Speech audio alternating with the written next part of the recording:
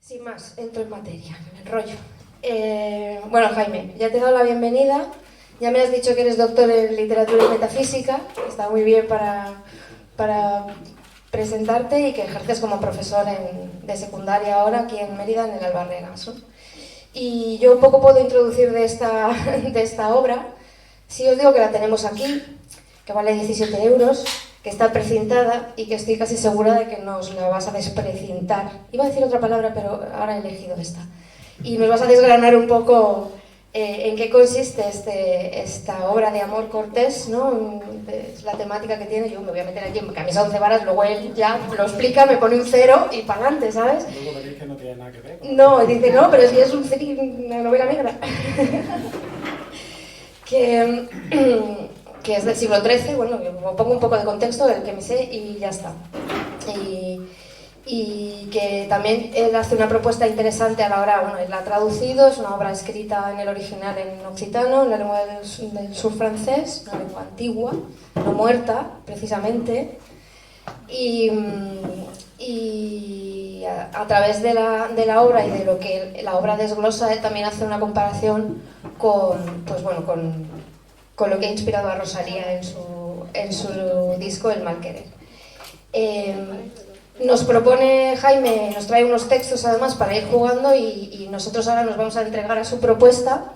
Lo que sí nos gustaría es que si os prestáis, bueno, pues como hay unos textos y él nos va a ir guiando por ellos, pues si queréis participar, alguien quiere leer algún trozo, yo me presto, yo te leo lo que haga falta. No te lo canto porque no me sé las canciones de Rosalía, lo confieso, o sea, aquí muy mal, pero... Y entonces, bueno, que vayamos así participando y yo ya me callo, le cedo la palabra y muchas gracias a todos y a todas por estar aquí.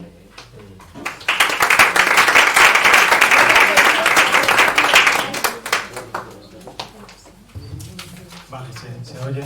Sí. Bueno, lo primero, agradecer a la enredadera la invitación, a Monse y a María Ángeles y a Vicente, que son los instigadores del encuentro.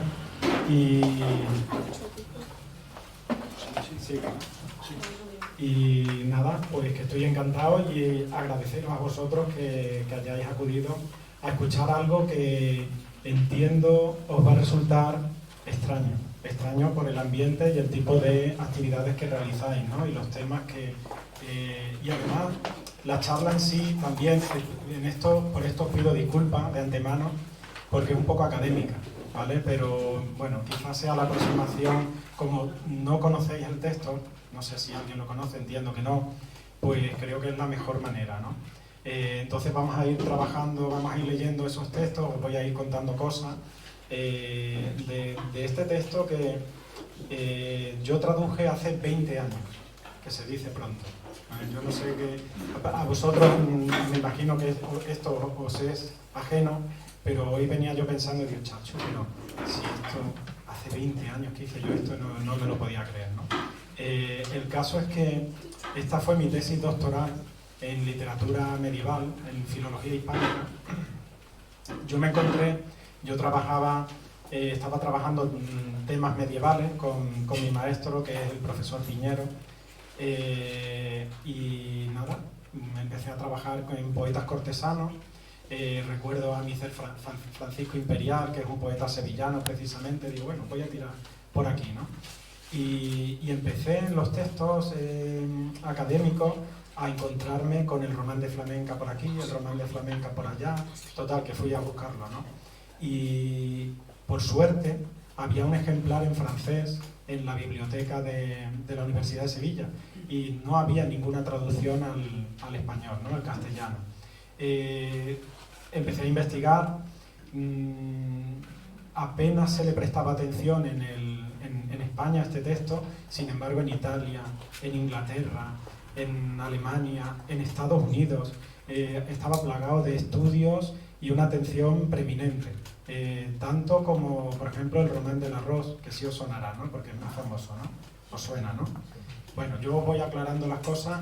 Podemos incurrir en un defecto de excesivo escolasticismo y que os cuente cosas porque presuponga que no las sabéis y pues me decís que te estás poniendo aburrido y cambiamos de tercio, ¿no? Pero bueno, yo voy a ir por ahí vadeando como puedo y vamos a ver qué tal.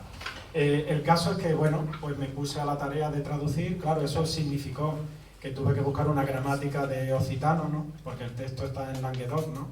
Y diccionario, bueno, pues ese trabajo de traducción que me ocupó varios años.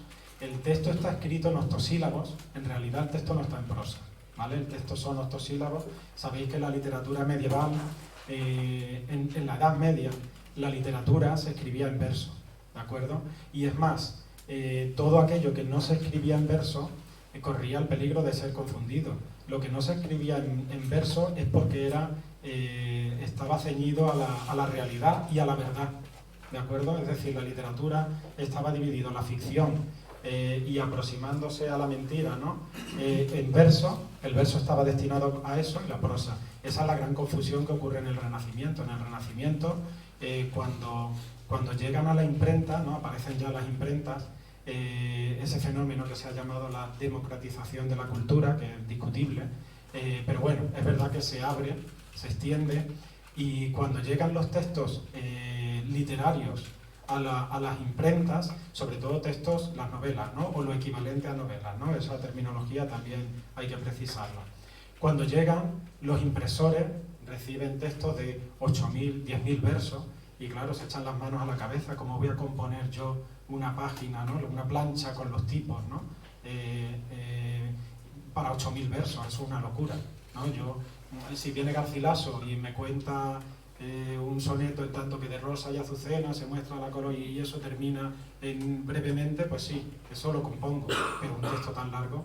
Entonces son los impresores los que ellos deciden que estos textos que tienen un carácter narrativo, ellos los van a componer seguidos, para aprovechar las planchas. Entonces ahí surge la confusión, ahí está la broma del Quijote, ¿no? Y los libros de caballería, ¿no? Los humanistas empiezan a decir, pero vamos a ver, ustedes lo que están provocando es que la gente se confunda, ¿no? Y entonces Cervantes dice, pero vamos a ver, los lectores tan estúpidos son que el texto cuenta que Roldán da un mandoble y mata a 7 personas de un solo mandoble y el público, los lectores de verdad se lo van a creer. Pues les voy a escribir yo a ustedes un libro sobre eso, ¿no? El Quijote. Bueno, no me quiero desviar, luego si queréis hablamos del Quijote también. Bueno, hablamos de lo que queráis. Bueno, os cuento un poquito, os pongo en situación la novela de qué va y todo eso, ¿no? Habréis visto, se llama El román de flamenca. No está claro que sea necesariamente un román, ¿vale? En la Edad Media hay diferentes géneros narrativos, ¿no? Está el román, que el román, la característica principal es que contaba algo que pertenecía a la verdad o a la historia, algo que había sucedido, que estaba muy cercano en el tiempo. Pero competía con ese concepto otro género que son las novas, las noticias, ¿no? Algo noticioso, todavía mucho más rigurosamente cercano al público que lo iba a recibir, ¿no? Entonces hay una discusión acerca de si este texto son novas. Parece que se inclina la balanza en ese sentido en vez de román. ¿Pero por qué román de flamenca? Pues muy sencillo. El manuscrito pertenecía a una familia aristócrata que son los Les de Montgard, francesa, que en el siglo XVIII, ya sabéis que ocurre a finales del siglo XVIII en Francia, son perseguidos por los revolucionarios y acaban perdiendo todos sus bienes. Y parece ser que ahí pierden el manuscrito. Se sabe que es de esta familia porque el folio número 2 del manuscrito tiene el sello de la familia, ¿no? Y en 1834 hay un filólogo francés que se llama Renoir que se lo encuentra en la biblioteca de Carcassonne, y es el que le pone el título. Habréis notado que he dicho que el sello de la familia de Les Murat está en el folio segundo. ¿Por qué? Porque el folio primero está perdido. No se sabe. El folio primero y el final está truncada la novela, tanto al principio como al final. Hay varias hipótesis. Ahora las discutimos, ¿no? Os voy a contar la historia primero. Vale, ¿qué es lo que ocurre? Tenemos a un personaje que es real, que es el señor Archimbó, que es de la casa de Bourbon-Archimbó. Había una casa señorial que era así. Y en 1196 está documentado que Gaucher de Vienne, que es el señor actual en ese momento, de la casa de Bourbon-Archimbó, por celos encierra a su mujer Matilde en una torre. Eso está documentado. El texto trata sobre ese tema. El señor Archimbó, que es un hombre mayor, se casa, matrimonio de conveniencia, obviamente, con Flamenca. Y sufre de celos hasta el punto de la licantropía, ¿no? Sabéis que los médicos medievales hablaban de la posibilidad, por culpa de la enfermedad de los celos, de caer en la licantropía, ¿no? Que es el comportamiento propio de un lobo, ¿no? Y de hecho al señor Archimbó le pasa en la novela, hay momentos en los que está aullando, ¿no? De celos, ¿no? Bueno, pues, ¿qué es lo que ocurre? Aparece un tercer personaje y se completa la trama, una trama que ya sí es clásica, que es el típico triángulo amoroso, ¿no? Tenemos la mujer joven, una mujer en la Edad Media cuando se casaban. Lo sabréis, ¿no? Os lo podréis imaginar, ¿no? Con 13 años, 12 si era desafortunada, 13, 14, ya estaba lista para una boda, ¿no? ¿De acuerdo? Es obvio el motivo, ¿no? Con la primera regla ya ingresaba en la nómina de posibles casaderas, ¿no? Y si además era la hija de un noble, pues lo tenía todo perdido, porque iba a ser usada para un matrimonio de conveniencia, para adquirir poder el padre y el marido, ¿no? ¿Qué es lo que ocurría? Que los maridos tampoco eran jóvenes, no tenían 13, 12 o 13 años. Todos sabemos que con esa edad un hombre no es tan maduro como una mujer, ¿no? Los maridos además tenían que haber adquirido poder, tenían que ser señores feudales, con lo cual, bueno, pues imaginaos, ¿no? Una mujer de 13 años y un hombre de 50. En aquella época no existía la Viagra, sabéis, ¿no? Pero Hildegarda de Bingen, von Bingen, dice en el Esquivias que la pera servía, que comer mucha pera servía. Servía para eso y servía también como método anticonceptivo. O sea, yo me los imagino allí comiendo pera todos los amantes. Cuando lo veáis en las películas, fijaos si hay pera. Si no hay pera, no está bien documentada la película. Bueno, el caso es que aparece un tercer personaje. Y el tercer personaje os lo podéis imaginar. Pensad, esto ha llegado hasta Hollywood. Un hombre guapo, alto, fuerte, en este caso rubio y de ojos azules. No lo digo por mí, es que el personaje es así. Pero es mucho más alto, mucho más sabio, mucho más fuerte que yo. Es decir, bueno, el caso es que este hombre es joven, es un señor, proviene de una casa señorial, que ahora veréis qué curioso de dónde viene, y se llama Guillem de Nevers. Os voy a decir un pequeño paréntesis. Guillermo, viene de Guillet en francés, que en francés medieval se entronca etimológicamente con tromper. Tromper en francés significa engañar. Este hombre viene a engañar, ahora veréis cómo, ¿no? Bueno, este señor, este joven, se ha licenciado en París y ahora le toca vivir una aventura caballeresca. Entonces tiene que correr la prescriptiva aventura militar y amorosa para ya poder decir que ha ingresado en la orden de caballería. Y escucha que hay una mujer, que es flamenca, que está encerrada en una torre por culpa de los celos. Y él se propone, dice, vete aquí, esta es mi aventura. Yo tengo que enamorar a esta mujer y liberarla de la torre. Y entonces, pues, se traslada a la villa donde está Flamenca, encerrada en esta torre, ¿no? Con el señor Archimbó como carcelero, que no le deja salir, solo le deja salir a misa y le deja salir a los baños. Graso error, ¿no? ¿Sabéis cómo son los baños en Alemania, no? ¿Habéis estado en Alemania?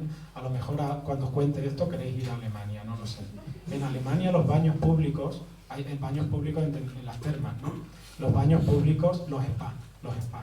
Los spas en Alemania se desnudan el hombre y la mujer en el mismo espacio, con total naturalidad. Bueno, pues en la Edad Media parece ser que era así, os podéis imaginar, ¿no? El señor Archimbó comete un error dejando que Flamenca vaya a los baños, ¿no? Bueno, pues Guillem se entera y urde una estratagema que, bueno, ahora os iré contando. ¿Por qué se llama román de flamenca? ¿Por qué flamenca? Cuando yo estaba haciendo la tesis, y después me ha ocurrido también, yo he recibido interrogantes del tipo, pero que estás escribiendo un libro sobre flamenco, ¿no? No sabía que entendías sobre flamenco. No tengo ni idea de flamenco. No, flamenca es por otro motivo. Flamenca, es que viene de Holanda, te estás especializando en Holanda. Digo, no, esto no tiene nada que ver, ¿vale? Flamenca, etimológicamente, viene de flamella, flama, calor, fuego. Es que flamenca es la mujer ardiente, es la mujer que según pasa va enamorando a todos los hombres. Y por supuesto, según pasa, todas las mujeres la van criticando sin conocerla ni nada, ¿no? Eso aparece en la novela, como las mujeres van haciendo corrillo y la van poniendo verde, ¿no? Y los hombres se van enamorando hasta el punto de que el rey en la corte se atreve a tocarle un pecho. Y eso supuestamente era un signo de agradecimiento por parte de flamenca, era como un reconocimiento, el rey me ha tocado un pecho públicamente. Bueno, pues eso ocurre en la novela. Bueno, la fecha. La fecha del román de flamenca, claro, el texto está truncado, hemos dicho, en la primera página y en la última, o el final, no sabemos cuánto se prolonga, entonces no se conoce la fecha. Obviamente no puede ser antes de 1196, y ahí es donde el filólogo, ¿no? Si alguno de vosotros es filólogo o historiador, entra en una especie de dimensión un poco de detective privado, ¿no? De la historia y de los textos, ¿no? Y tiene que empezar a recoger datos por aquí, datos por allí, y va reconstruyendo, y por lo menos aproximadamente se puede saber la fecha. Hay un momento en el que Guillem, al final de la novela, Guillem de Nevers, al final de la novela dice que se va a las guerras de Flandes, y en Flandes, bajo el reinado de Felipe II Augusto, que es el rey que está reinando al mismo tiempo que el Inocencio III, el Papa Inocencio III, hay varias fechas, pero la más importante es 1218, si no me equivoco, que es la batalla de Bouvines. Y bueno, pues eso ya nos da una pista. El texto no se puede haber redactado antes de 1218, ¿no? Bueno, recopilando pistas, unos autores me refiero, estudiosos por un lado, estudiosos por otro, más o menos se estima que debe ser de la segunda mitad, la redacción del texto, también porque aparecen muchos personajes de la época, no podría haberse redactado antes de 1250, ¿vale? Probablemente hacia 1275, ¿vale? Esa es la estimación de la fecha. Bueno, ¿qué ocurrió con este texto? Este texto que es maravilloso. Otra de las cosas que me ha pasado viniendo, además de pensar y decir, chacho, qué viejo soy, o empiezo a ser ya hace 20 años que hice yo esto. Además de eso, también, os prometo que por primera vez me he quedado así pensando y digo, qué texto tan bonito. Esto no es para que lo compréis, esto no es para que pero de verdad que, claro, yo esto lo he sentido como un texto que arduo, trabajoso, me costó una traducción, estudiar occitano, bueno, una serie de circunstancias, ¿no? Malvivir en la universidad, yo había semanas que comía solo espagueti, porque allí el trabajo escaseaba, ¿no? Bueno, pues todo eso. Pues hasta hoy, no sé por qué, debe ser venir a la enredadera, no he sentido el chacho, si es que es un texto precioso, ¿no? Un texto muy bonito, ¿no? Y muy rico en motivos, ¿no? Esto, ¿por qué os lo estoy diciendo? No lo sé. Bueno, el caso... bien, sí. Yo hice la traducción, la terminé, o la tesis, yo me examiné de la tesis en el 2004. En el 2010, hasta el 2010 no encontró publicación. Y fue en la Universidad de Murcia, porque en la Universidad de Murcia hay una colección de textos medievales muy importante y muy bien preparada por el profesor Fernando Carmona, está ya jubilado, ¿no? En aquella época estaba el profesor Fernando Carmona. Y le envié el manuscrito y, claro, le gustó enseguida y lo publicó. Bueno, del 2004 al 2010 se habrán vendido en España 5 ejemplares, 6 ejemplares. Una catedrática en Santiago, que trabajaba el Román de Flamenca. Sabemos los nombres y apellidos. De Pilar Lorenzo Gradín, ¿no? Que lo saben los nombres y apellidos de Sí, los sí. 5 que han comprado. Sí, claro, porque además me llamaban a mí o llamaban a mi maestro, al profesor Piñero, oye, que he comprado el libro. Y me llamaba enseguida, oye, que ya tienes uno, que ya dos. Bueno, ¿qué es lo que ocurre? En el 2010 llega Rosalía, ¿no? El fenómeno Rosalía. Y Rosalía declara que ha compuesto el Malquerer basándose en el Román de Flamenca. Cambia la cosa. Empiezan a salir ediciones, me empiezan a llamar los libreros. ¿Usted Jaime Covarsía? Pues mire usted, necesitamos más libros, hable usted con la editorial porque tenemos colas de niños, de adolescentes, pero esto en Madrid, en Barcelona, etcétera. Tenemos colas de adolescentes comprando el libro, ¿no? Y yo pensaba, pobrecito, ¿no? Esto lo están haciendo por Rosalía, obviamente, ¿no? Bueno, porque el texto es muy bonito, pero no sé si un niño de 15 años está preparado para esto, ¿no? ¿Vale? Hay que decirlo, ¿no? Bueno, pues ese fue el gran cambio. Y además, tengo que decir que es un libro, así un poco con la boca chica lo digo, que me está dando dinero. Normalmente yo soy escritor también, soy novelista, soy tal, y este libro me está dando dinero. No precisamente por las publicaciones necesariamente, sino porque bueno, me llaman de muchos sitios desde el 2018, perdón, que saca el libro, el disco Rosalía hasta ahora. Pues imaginaos, todos los años me llaman de un montón de sitios, ¿no? Universidades, institutos, todo el mundo quiere saber qué ha hecho Rosalía, por supuesto, ¿no? Siempre termino cantando algo. Sí, y lo voy a hacer con vosotros. Sí, así, pero voy a pedir... Hemos cerrado la puerta. Sí, bien, porque salga yo, no. Para Sí, que no huya. si es peor, yo creo que deberíais abrirla. Lo que sí podemos hacer es que cante alguien conmigo, ¿no? Podemos seleccionar a alguien y que cante, Sí. ¿no? Vale. Bueno, Por poder. ¿no? Es broma. He visto por ahí gente que ya empieza a decir, oye, nos vamos ya, ¿no? Bueno, el caso es que yo he preparado una serie de textos que nos va a dar pie a penetrar en la novela y en esas cuestiones que se tocan de manera lateral, ¿no? Va remitiendo a cuestiones antropológicas que son muy interesantes. Entonces, si os parece bien, vamos a recorrer esos textos.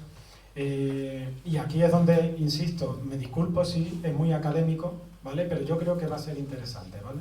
Hay muchas cuestiones aquí de fondo que son entretenidas y creo que os pueden sorprender.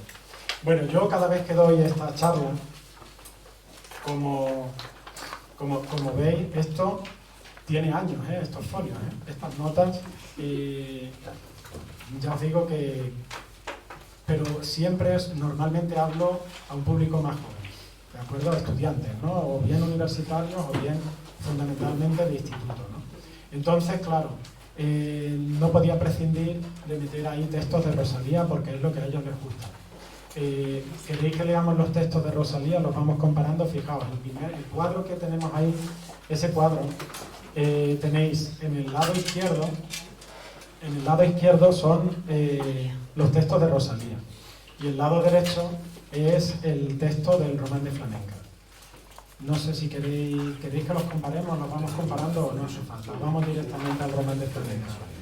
Yo tengo un amigo que está muy cabreado, es un profesor de Alcalá de Henares que le dije, hombre, me tienes que invitar a dar una charla sobre este tema y hablamos de Rosalía, y se enfadó inmediatamente conmigo. Me dijo, no, de Rosalía tú no tienes que hablar, si este texto vive por sí mismo, no necesita Rosalía, ¿no? Por eso lo digo, pero como queráis. ¿Leemos a Rosalía? ¿Sí? ¿Te importa? ¿Lees tú a Rosalía y yo leo el Román de Flamenca? Atrás, venga. No os preocupéis que no lo vamos a leer todo, vamos a ir según vaya... Celos. Bueno, deciros, perdona.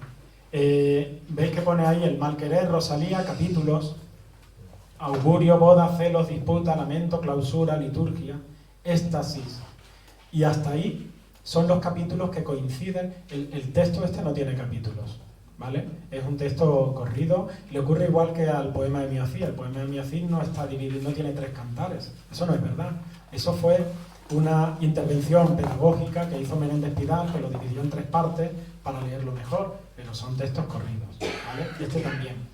Hay un autor, tengo que decir, en honor a la verdad, que Rosalía no utilizó mi libro para escribir El mal querer. Al mismo tiempo, en el 2010, al mismo tiempo que salió el texto, mi traducción al castellano, hay un profesor de la Universidad de Barcelona, Espardaler, que sacó su traducción en catalán. Coincidió, además, fue prácticamente el mismo día, el mismo mes, prácticamente el mismo día. Recuerdo que los críticos se echaban las manos a la cabeza y decían, Dios mío, no basta con uno, sino 2, en la misma fecha, ¿no? No sé, fue una coincidencia afortunada porque es un hombre extraordinario y tiene un hombre extraordinario académicamente. Y como persona no lo conozco, pero me consta que también, todo el mundo que me habla de él me habla estupendamente.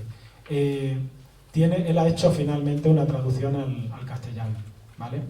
Y si os interesa el tema y si leéis el libro y queréis, el texto suyo es muy interesante también, el estudio que él hace, ¿vale? Es complementario, no nos hemos pisado, estamos complementados totalmente, ¿vale? No nos hemos pisado, mi enfoque es más antropológico y el suyo es más histórico, ¿vale?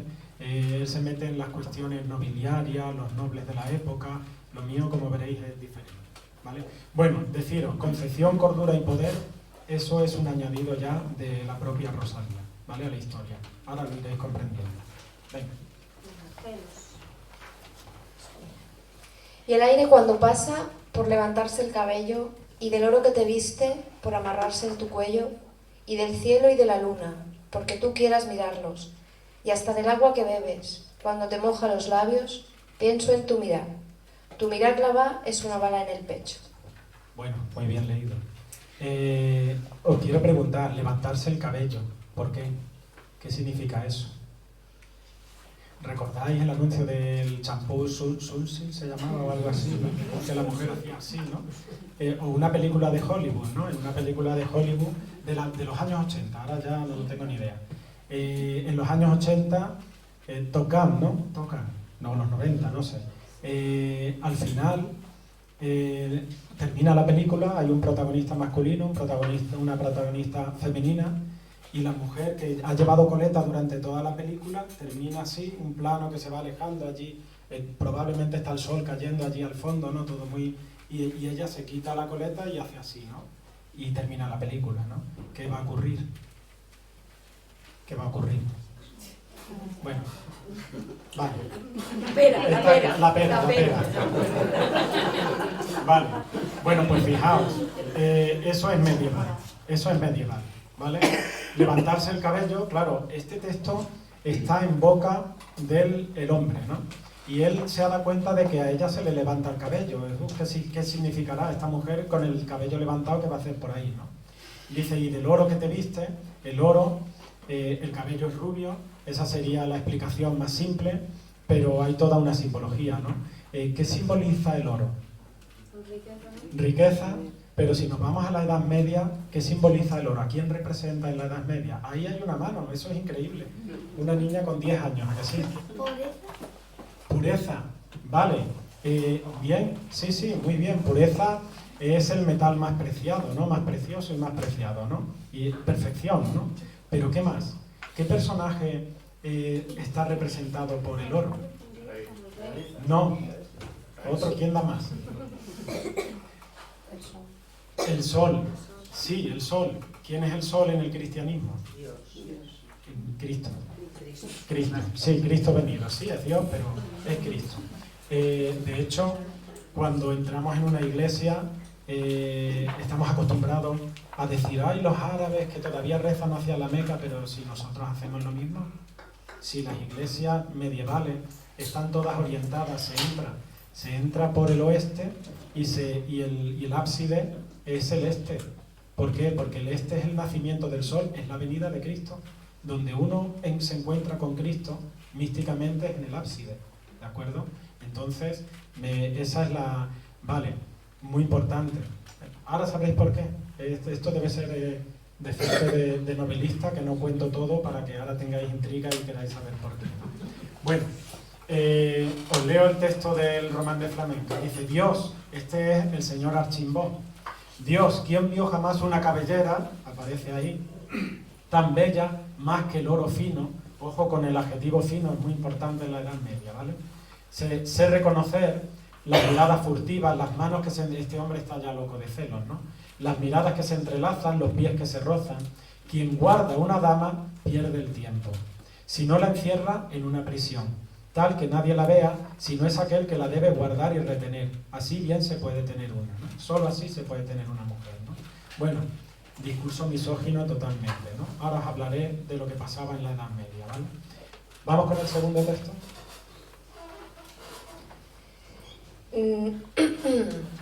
Di mi nombre, pon tu cuerpo contra el mío, y haz que lo malo sea bueno, impuro lo bendecido. Y hazme rezar sobre tu cuerpo, y en la esquina de tu cama, y en el último momento di mi nombre a la cara. Vale, ya ha cambiado, ya está cantando el personaje femenino, ¿de acuerdo? Y aquí llama la atención, está hablando, di mi nombre, pon tu cuerpo contra el mío, obviamente está hablando de un acto sexual, ¿no? Y haz que lo malo sea bueno, impuro lo bendecido. Esa es la frase importante de este texto, ¿vale? Os leo el texto del señor Archimbó, ¿no? Perdón, del Román de Flamenca. Cada uno, ya se han encontrado, Guillén de Nevers ha conseguido engañar, Trompé, ¿no? Guillén, ha conseguido engañar ya, urdir su estratagema y ya se ha encontrado, para cuando sucede este texto me refiero, ya se encuentra con Flamenca, ¿no? Cuando uno se echó en los brazos del otro y cada uno se echó en los brazos del otro y se besaron efusivamente. No se quedaron mucho tiempo en la sala de las termas, los baños, ¿no? Sino que se dirigieron a su nido de amor que les agrada y acoge mejor, es decir, la bella y lujosa habitación en la que la vez anterior habían descansado.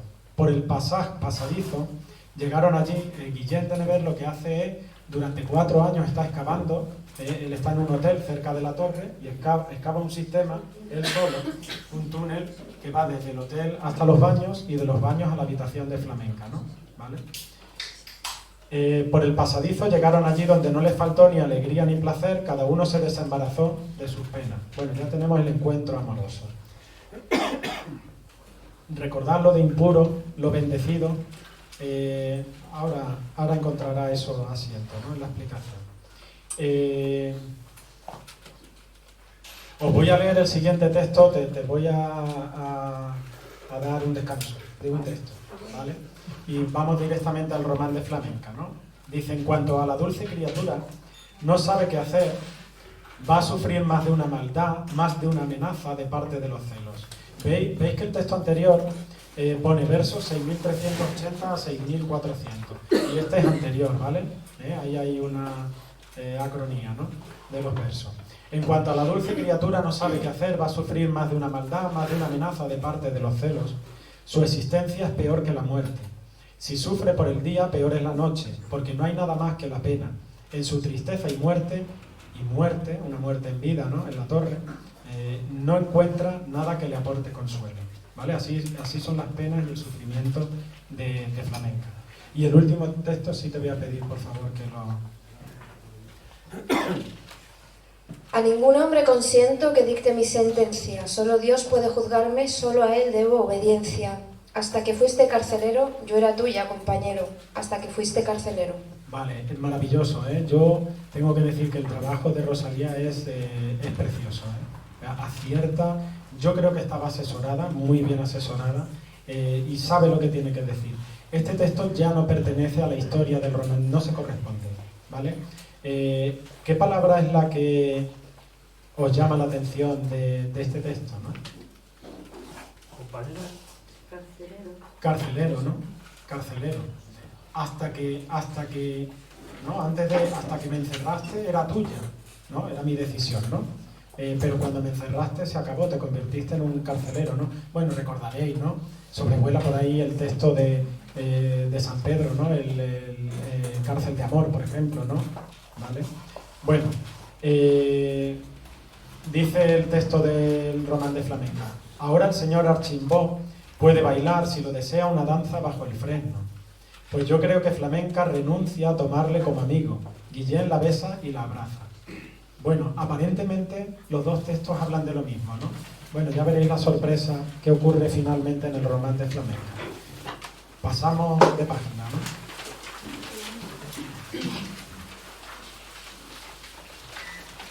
Bueno, voy a leer ese primer texto, el 2.1, dice: el señor Archimbó, fuerza flamenca, ¿no? El señor Archimbó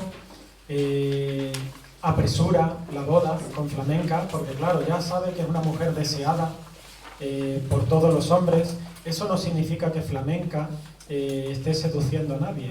La realidad es que Flamenca es la inocencia pura. Simplemente la mera existencia es la que está provocando esta actitud en los hombres, ¿no? Obtuvo reparación, tomóla él mismo, bueno, se casan, y en la noche de boda ocurre esto. Por la noche pudo acostarse con la doncella, ¿no? Doncella significa virgen, ¿no? Una mujer virgen. Encontrándola virgen, pues era maestro en estas lides. Ninguna mujer, aunque se mostrara excesivamente indispuesta, se resistía a pertenecerle si él le reclamaba amor. Pudo fácilmente dominar a Flamenca, que no pudo resistírsele ni por fuerza ni por engaños. Vale, ¿qué es lo que ocurre en la noche de bodas? Una violación. Pero ¿pensáis que responde al único deseo sexual o amoroso del señor Archimbó? No es por esa razón. La viola por otra razón, ¿vale? Fijaos, el matrimonio tradicional, ¿no? La boda por la iglesia, ¿no?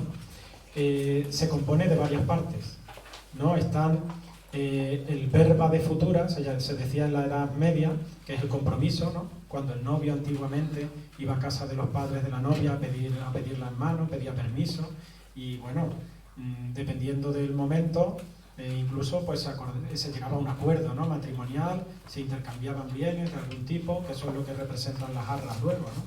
Y después está el verba de presentia o de presente, ¿no? El compromiso de presente, que es la boda, el sí quiero, ¿vale?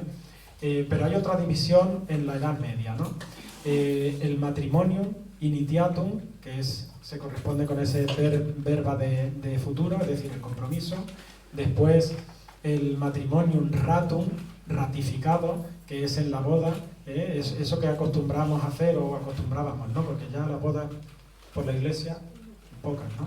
Que los testigos que firman, ¿no? ¿Vale?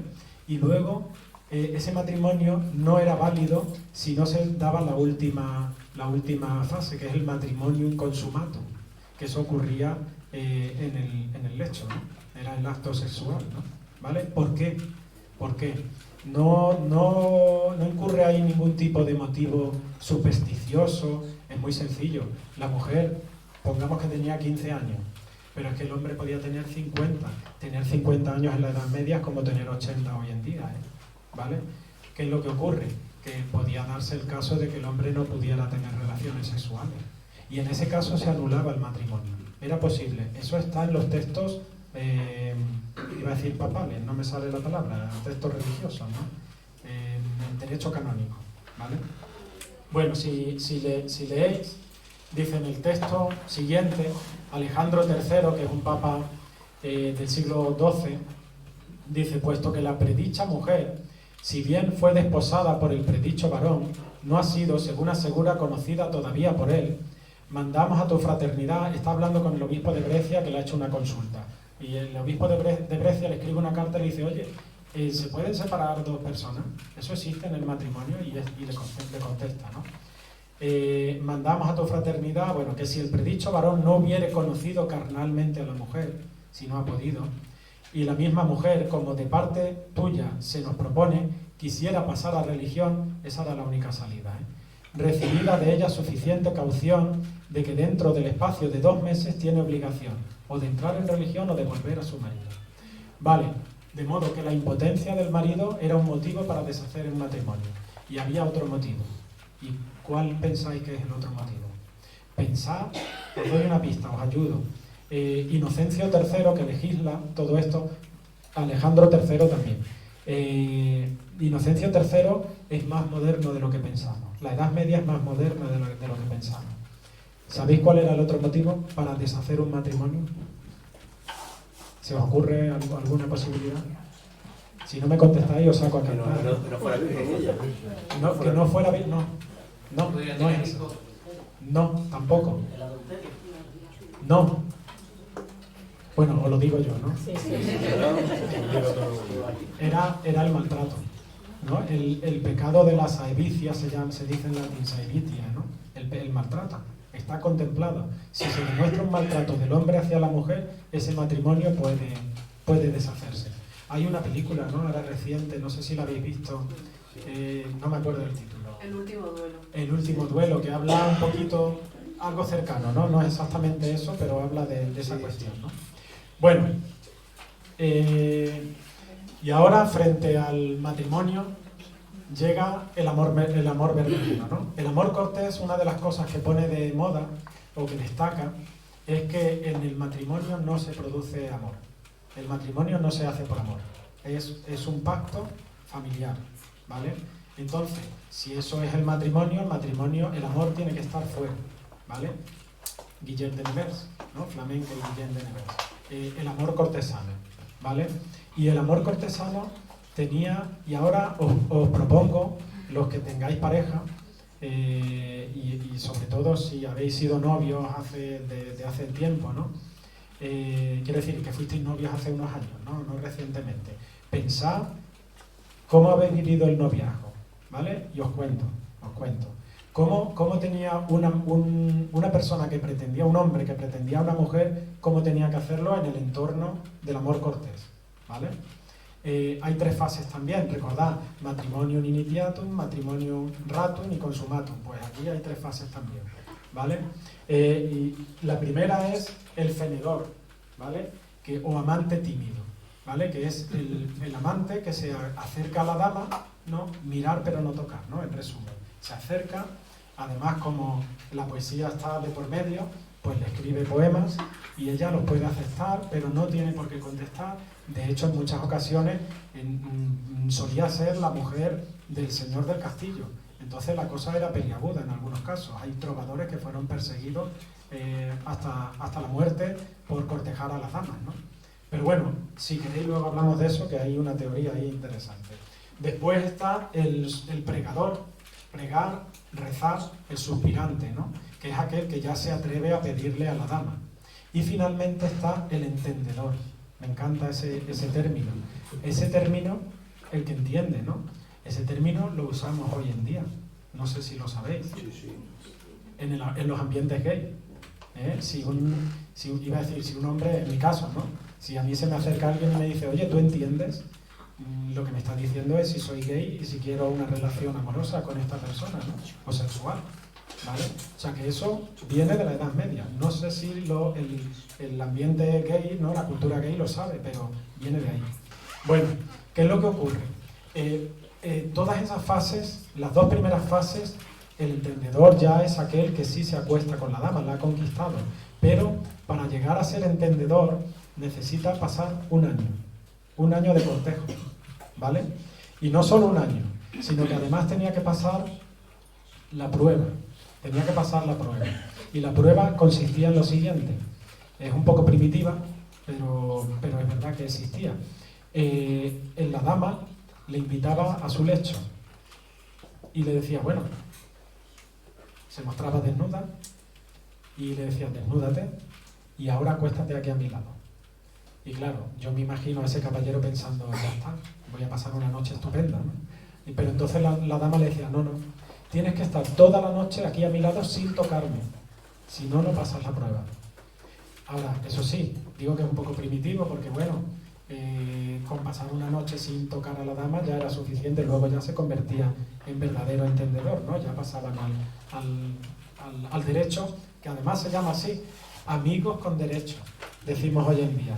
Pues si eso es lo que decían estos señores, la dama le decía, ya tienes el drug, el derecho, y te voy a dar el don, el regalo, te voy a hacer un regalo, ¿no?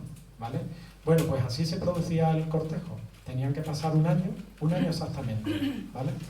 Bueno, tenéis ahí, vamos a saltar los textos porque esto es demasiado, ¿no? Pero sí, antes de que paséis la página, tenéis ahí el Andrés el Capellán, que me encanta. Este libro es precioso, el de Amores, de Andrés el Capellán. Además es muy divertido. Andrés el Capellán cuenta la historia de un consejero que se dirige a un príncipe y le está enseñando a amar. Le está enseñando muchas cosas, pero entre otras cosas amar, ¿no? Y hablan del amor, ¿no? Y bueno, normalmente los consejeros eran curas, ¿no? Es curioso, ¿no? Pero le está enseñando a amar a una mujer, ¿no? Y hay un momento que él le pone unas reglas, ¿no? Y os he copiado ahí algunas reglas. Dice el matrimonio. Andrés el Capellán escribe en la corte de Champagne. El matrimonio no es excusa válida para no amar. Fijaos, se contradice un poco con lo que os he dicho antes. En el matrimonio es un contrato y el amor está fuera. Pero es que aquí hay una división. No amaban igual en el norte, por eso he dicho lo de Champaña, no aman igual en el norte que en el sur. En el sur es donde se instala ese concepto del amor cortés que hace esa separación, ¿vale? Por eso hay esas disonancias. 2. El que no siente celos no puede amar. Bueno, esto... Ojo con el capellán. El capellán no comía pera, ¿eh? No. Bueno, dice, nadie puede amar si no es incitado por el amor. Vale, eso parece una perogrullada, pero ahora lo vais a entender. Esto es como viajar a Estados Unidos, ¿no? Yo viví en Estados Unidos. Os cuento una anécdota para que veáis que soy más viejo de lo que parezco. Y que esos 20 años han pasado de verdad. No sé si habéis viajado a Estados Unidos, pero yo, ya os digo que viví y viajaba constantemente. Y claro, llegaba el folleto ese, que estabas llegando a Estados Unidos, a tierra ya americana, y llega ese folleto que tú tienes que rellenar, y en una de las preguntas te dicen, ¿va usted a atentar contra el presidente de Estados Unidos? Y tú dices, pues sí, te lo voy a contar aquí. Pues no es baladí, ¿no? Tú también has vivido en Estados Unidos y lo sabes, ¿no? Sabes el motivo, claro. No es baladí. En la legislación americana dice que si tú cometes un atentado en Estados Unidos, especialmente el presidente, y además en este reporte, ¿no? Tú has mentido, se dobla la pena. O sea, es por eso, es un truco, claro. Tú piensas, uy, qué tontos son estos americanos. No, de tontos no tienen un pelo. Bueno, pues esto es igual, ¿no? Esto es igual que no sé cuál os estaba leyendo ahora. Nadie puede amar si no es incitado por el amor. Bueno, dice, no conviene amar a una mujer con la que uno se avergonzaría de casarse, ¿no? Bueno, la típica mujer que dice, yo a esta no se la presento a mi madre, seguro, ¿no? El corazón del amante se estremece al contemplar de repente a la amada. El enamorado siempre está temeroso. Poco duerme y come aquel a quien hacen sufrir sueños de amor. Y el amor no puede negar nada al amor. Bueno, yo creo que aquí hay un debate, ¿no? Si comparamos con la modernidad, hay un debate. Tenéis el siguiente punto, los efectos del amor. Gordonio, el Lilio de Medicina, nos da consejo si sufrimos de amor, cómo podemos librarnos, ¿no?, de ese sufrimiento amoroso. Luego tenéis en la siguiente página, lo saltamos, que no os quiero aburrir, que esto hay mucho todavía que contar. Tenéis un texto que es maravilloso, que es precioso, que no podéis moriros, eso se lo digo yo a mis alumnos, pues no podéis moriros sin leerlo, ¿vale? Que es El collar de la paloma, de Ibn Hazán de Córdoba. Y también habla de la enfermedad de amor, ¿vale? De los síntomas. Entonces se considera una enfermedad.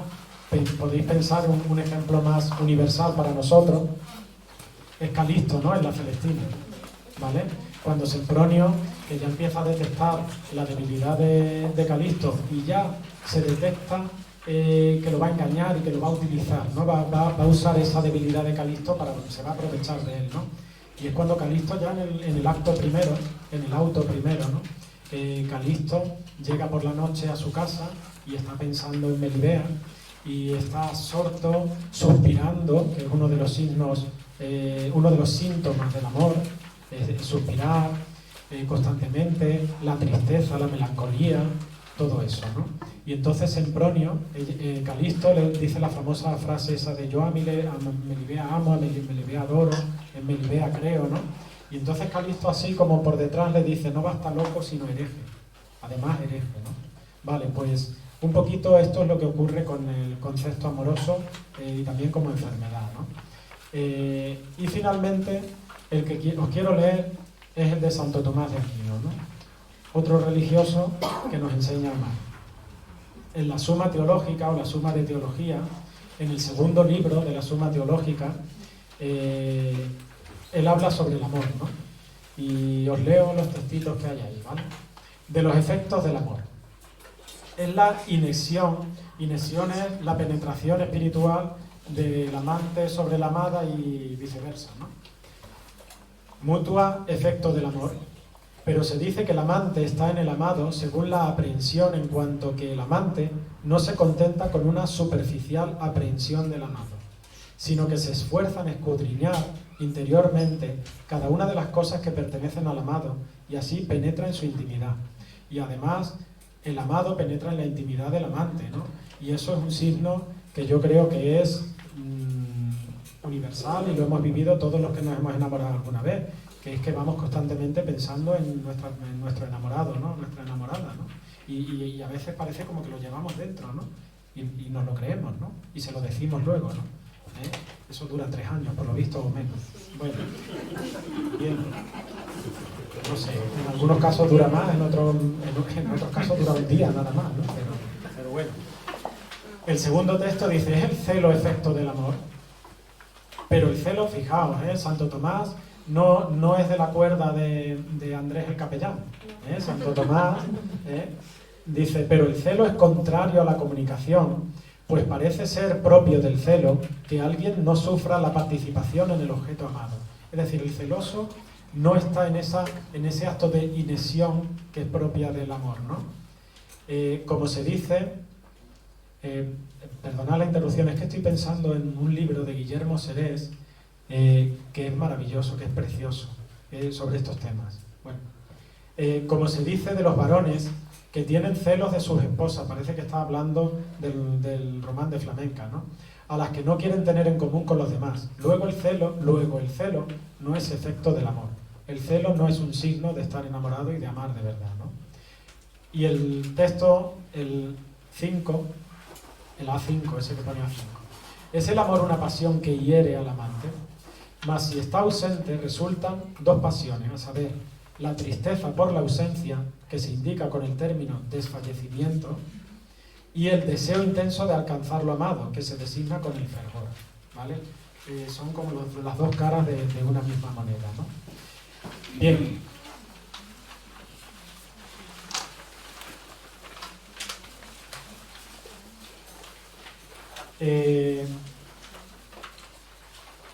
Vamos a dejar la querel de FEM, la dejamos para después, que yo creo que esa sí va a dar para un debate, ¿vale?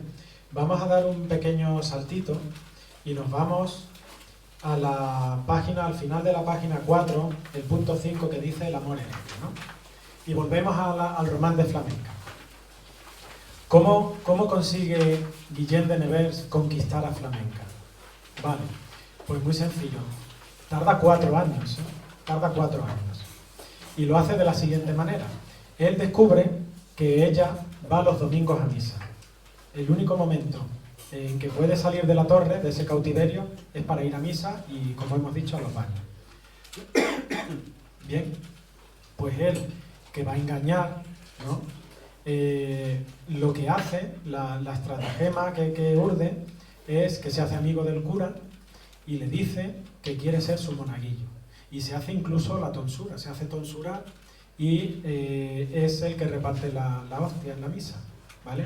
Entonces, hay un momento en el que Flamenca va con sus dos damas de compañía, se acercan para recibir la hostia y entonces Guillén de Nevers, además, ellas ya habían comentado, oye, hay un monaguillo nuevo, oye, qué guapo es, ¿no? Mira, no sé cuánto, pero está tonsurado, ¿no? Pues le da en el momento de darle la hostia, le dice, creo que Murmi, Ailas, ¿no? Y entonces Flamenca se queda patidifusa. Dice, ¿cómo se ha atrevido un monaguillo a hablarme a mí? O sea, en misa además, ¿no? Con mi marido aquí al lado. Bueno, pues se va a la torre y empieza una discusión, un debate entre las tres, las dos damas de compañía, ¿no? Alice y Margarita. Empieza un debate. Este señor, ¿por qué me ha dicho Ailas? Ailas significa estoy apenado.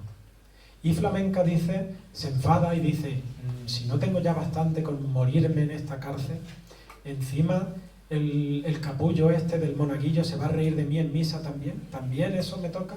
Y ya una de las dos le dice, no, aquí hay gato encerrado. Yo creo que el domingo que viene tú le contestas y a ver qué pasa, ¿no? Bueno, entonces sucede este diálogo maravilloso que ocurre a lo largo de todo un año, ¿eh? No penséis que... Porque lo único que podían era intercambiarse cuando podían 2 sílabas.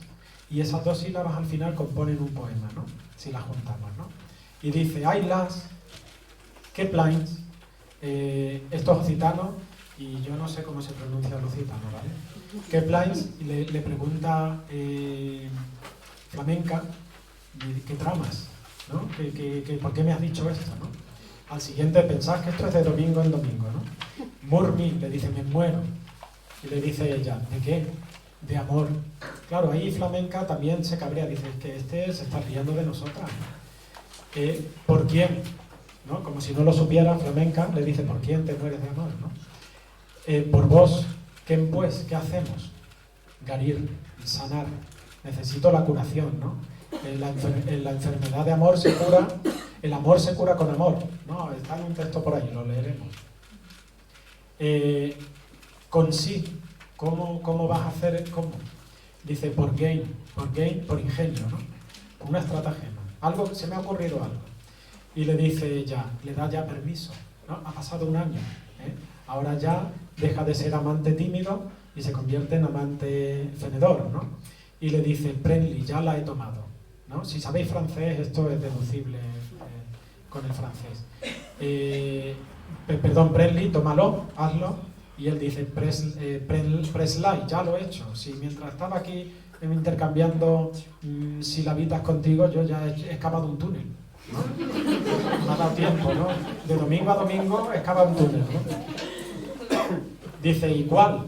Ecal, iréis, son, ¿a dónde? Al span, a los baños. Cora, ¿cuándo?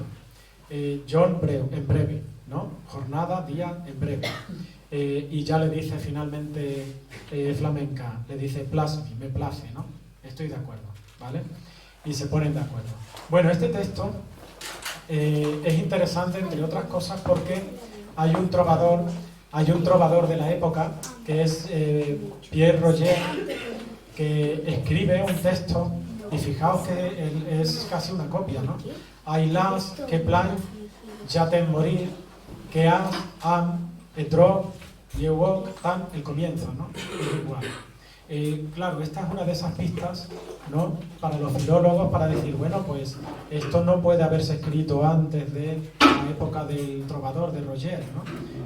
Hay quien ha apuntado que podría ser el propio Roger el que ha, pero bueno, no parece muy bien. ¿Qué ocurre? Imaginaos la situación, ¿no? Guillem de Nevers está cortejando a Flamenca, de la que se dice que tiene el pelo amarillo, que es como el sol, que es el símbolo de Cristo, y todavía hay mucho más en la iglesia. Pues ahí es donde Guillem de Nevers corteja a Flamenca. Bueno, es herético completamente, es herético. Pensad que este texto está en el entorno del catarismo, ¿vale? De la persecución cátara, ¿no?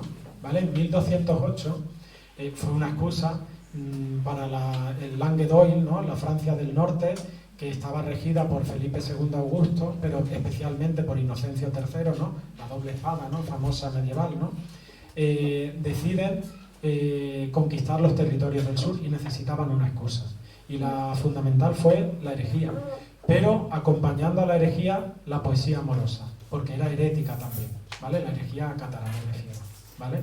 Entonces penetra en 1208, hay un legado pontificio, que es Pedro de Castelnau, que es enviado por el Papa para hablar con Raimundo de Tolosa, que es el conde de Tolosa. a la sazón y es asesinado. No se sabe muy bien, esto es igual que Cuba, ¿no? No se sabe muy bien el Maine, quién lo tiró. ¿Fueron los españoles o fueron los propios americanos para tener una excusa para guerrear con España y quitar Cuba, ¿no? Bueno, pues lo mismo, ¿vale? Entonces es asesinado Pedro de Castelnau y es la excusa para que Simón de Montfort, con todos los ejércitos papales y reales, invadan el sur de Francia, ¿no? Con Simón de Montfort hay un capitán que se llama, a ver si os suena, se llama Raúl de Nevers. Guillem de Nevers, os dais cuenta, ¿no? Y Raúl de Nevers no es Guillem de Nevers. Raúl de Nevers tenía un hermano que se llamaba Guillem de Nevers, ¿vale? O sea que fijaos, el señor Archambault existía, Guillem de Nevers existía, y flamenca podía ser esta Matilde que había encerrado el señor Archambault Gauchet de Vienne en 1196, ¿no? ¿Vale? Bueno, ¿qué es lo que ocurre? Aquí hay una parte que a mí me parece sublime del román de flamenca, ¿vale? Y es que todo ese cortejo es una profanación, no es sublime por ser una profanación, no me refiero a eso, ¿vale? Es sublime literariamente porque, claro, ellos se encuentran durante tanto tiempo en la misa, y de domingo en domingo y luego las fiestas concretas, ¿no? Y van ocurriendo cosas según va siendo el santo que se está celebrando, ¿no? Por ejemplo, el día en que comienza el cortejo es el día de Pentecostés, ¿vale? En abril, en primavera, comienzo de la primavera, y Pentecostés tiene una simbología muy clara, cristiana, pero claro, se puede profanar. En Pentecostés es el día que se elegía para formar caballeros, ¿no? Es la introducción a ese mundo nuevo, ¿no? Pero claro, aquí es una profanación, es el día que eligen ellos para entrar en la corte amorosa, ¿no? En el orden amoroso, ¿vale? Y además lo hacen en misa, o sea, tela. Vale, bueno, pues eso os tenéis que comprar el libro para descubrirlo, ¿vale? Lo de los santos y todo eso, ¿no? Si es verdad, os cuento una cosa, Guillem de Nevers, casi al final del cortejo, se encomienda a la Virgen María y se encomienda también a San Miguel y a San Clemente, ¿no? ¿Por qué a San Miguel y a San Clemente? San Miguel es el que pesa las almas, ¿no? En el juicio final. Pero lo importante de San Miguel, a San Miguel se le denominaba el príncipe, ¿vale? Que es lo que es Guillem de Nevers, ¿no? O sea, está adoptando esa personalidad un poco profanando, ¿no? Y San Clemente, Clemente significa alegría, ¿no? Es decir, el final del cortejo termina finalmente en ese plasmid de flamenca, ¿no? Para que veáis cómo va construyendo el autor según las festividades religiosas y lo va pervirtiendo todo, ¿no? Claro. Bueno, fijaos, en el punto... ¿Estáis cansados ya o seguimos? Sí. Lo interesante viene ahora, ¿eh? No, lo digo de verdad. Ahora, llevamos ya una hora. Bueno, pues nos queda otra hora, por lo menos. No. En el punto 5.3 os leo la situación, ¿no? Estamos llegando a cantar, ¿eh? Eso se está aproximando, eso sí es verdad. Dice, el sol no tardó en enviar un rayo allí donde se ubicaba, inclinada rezando hacia Dios, se refiere a flamenca, ¿no? El otro sol, profanación total, ¿no? O sea, el sol en misa resulta que es flamenca, no es Cristo. Pero sin el obstáculo del velo que estorbaba la vista, no habría sido necesario que el rayo de otro sol viniera a iluminar el ángulo donde se encontraba flamenca. Es que no es necesario ese sol místico y religioso, ¿no? Los que emanaban de su rostro eran suficientes. Bueno, conocemos la torre, conocemos la iglesia y conocemos el otro ámbito que son los baños, ¿no? Ellos se empiezan a encontrar en los baños y por supuesto son encuentros amorosos, sexuales, ¿no? Y de ahí van derivando a la habitación de flamenca en algunas ocasiones, en la torre, en otras al hotel de Guillem de Nevers. Bueno, me queda contaros el final. Ahora después, ¿no? Lo cuento. Sí quiero deciros ahora lo siguiente. Flamenca se ha rebelado contra el matrimonio, ¿no? Contra el patriarcado, ¿no? Claramente, ¿vale? Ella ha optado por el amante, ha rechazado al señor Archibald, se ha atrevido a hacerlo, ¿no? Y en estos textos del siglo XIII, que son tan cultos, empiezan a mezclarse, los autores cultos de la época empiezan a tener interés por los textos populares, ¿vale? Sienten cierta atracción, y hay muchos textos del siglo XIII, de estos romanos, o las novas, que incluyen textos populares y motivos populares. Eso ocurre en el Román de Flamenca. Y ese es el texto que tenéis ahí, la canción. Esa no es la canción que os voy a cantar. Pero antes de... Vamos a volver aquí, pero antes quiero que leamos en la página 7 en la lírica popular. ¿Vale? Vamos a ver cómo se vive el amor en la lírica popular. Fijaos, en las capas, en la sociedad alta, en los nobles, está todo muy constreñido, muy medido. Cuánto tiempo hay que ser fendedor, cuánto tiempo entendedor. Veis que está todo muy tipificado, si no es el matrimonio, que también tiene sus normas y tal, ¿no? Bueno, llega, ya estás leyendo, no te adelantes que se estropea la sorpresa. Si vamos a las capas, al pueblo, el pueblo es muy libre, muy desenfadado, y hay algo que es maravilloso y que es fundamental, y es que mientras que los textos aristocráticos y del amor cortés, y esto es una mentira que os estoy echando porque ahora os demuestro que os estoy mintiendo, pero bueno, se nos ha enseñado así, se ha transmitido así por los autores, los filólogos del siglo XIX, ¿vale? Esa es la visión de los Pidal, los Menéndez Pelayo, Milá y Fontanal, todos estos, ¿no? ¿Vale? Pero bueno, vamos a mentirnos un poco primero, ¿vale? Quien canta, quien escribe los textos cultos son los hombres, ¿vale? Son los hombres. Y claro, es una intromisión en el sentido de que nos cuentan cómo siente la mujer, qué tal, pero es que no son mujeres. Y encima pertenecen a una sociedad que está constriñendo a la mujer, ¿no? Bueno, pues en el pueblo es maravilloso porque la que canta es la mujer. Es la mujer la que canta, además con un desenfado maravilloso, ¿vale? Os leo algunos textos. Dice, bueno, os leo todos los textos. El 224 dice: ahora que soy moza, quiero me holgar. La H antes era una F, folgar. Bueno, que quiere disfrutar del sexo, entre otras cosas, fundamentalmente. Que cuando sea vieja, todo esto sellar, todo esto ser, ¿no? Voy a aprovechar ahora que se marchita la rosa, ¿no? El carpe diem sexual, ¿no? Aquí está, ¿no? Bueno, el 27 dice: a coger el trébol, damas, la mañana de San Juan, a coger el trébol, damas, que después no habrá lugar. Y os pregunto, ¿el trébol cuántas hojas tiene? 3. Los había de 4, ¿no? Pero eso era rarísimo encontrarlo, ¿no? Bueno, puedo ser obsceno, ¿no? No os importa, me perdonáis, ¿no? Sí, vosotros dos tenéis que cerrar los ojos. Los niños. Vale, un trébol de 3 hojas, ¿no? Y decidme a qué no tenemos una pizarra, ¿no? Pero el trébol, esto y esto, ¿no? ¿Qué es? No lo digáis, que hay niños, ¿no? ¿Vale? Pues le está diciendo una de la pandilla, le está diciendo: señoras, que vamos a coger el trébol en la noche de San Juan, que llegan las fiestas y los maridos los vamos a dejar, ¿no? Vale, una curiosidad de la noche de San Juan. ¿Qué? Yo acabo de caer. A mí me hace gracia esos caballeros que iban buscando el trébol de 4 hojas, lo que se reirían las mujeres, ¿no? Diciendo: hay que buscar el de 4 hojas, que a mí me gusta el de 3, ¿no? Bueno, el caso es que, solo una curiosidad, en la noche de San Juan, ¿qué es lo que ocurre? Hoy en día, ¿no? Y lo vemos en el telediario, ¿no? ¿Qué es lo que ocurre? Que hay hogueras, ¿no? ¿Vale? Y la gente salta y es muy feliz saltando, ¿no? Y si se queman, mejor todavía, ¿no?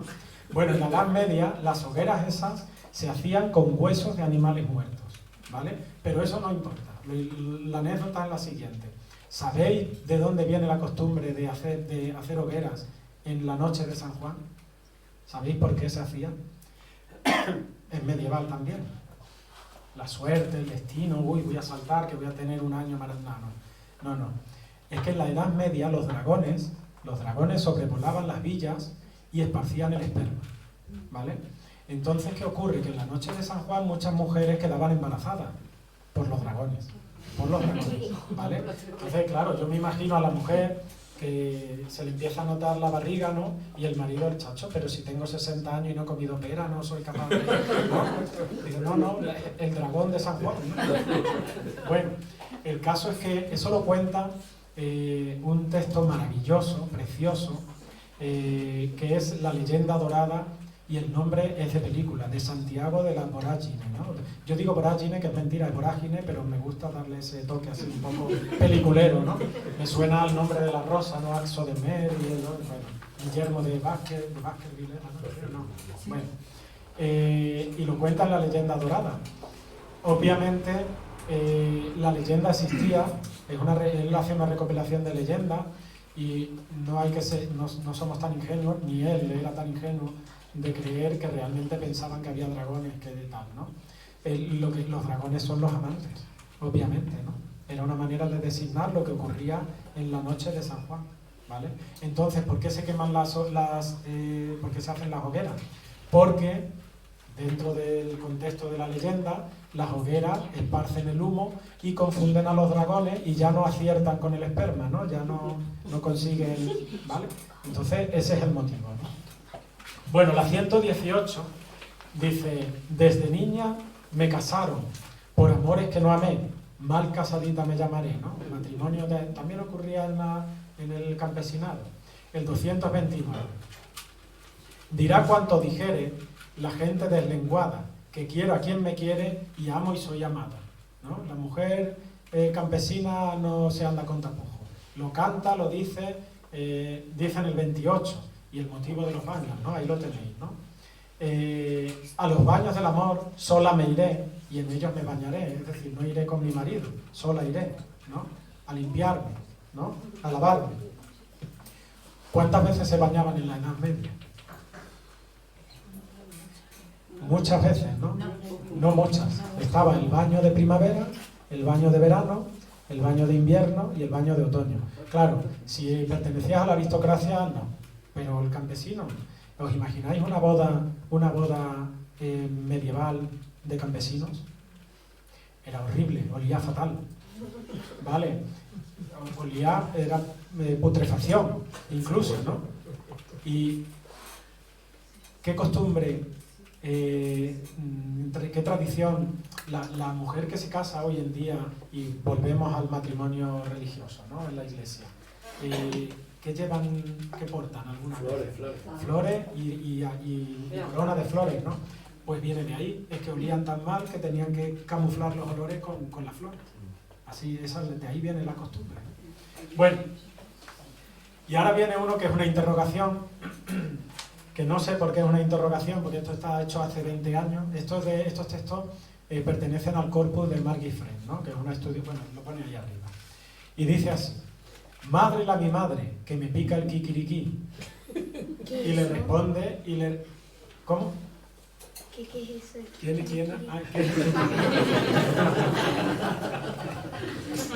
Bueno, vamos a leer otro texto. Bueno, y le responde la madre, calla hija, calla, que también me pica a mí. Bueno, como veis... Bueno, el número 3 dice, esta flor de mayo, ¿quién la cogerá?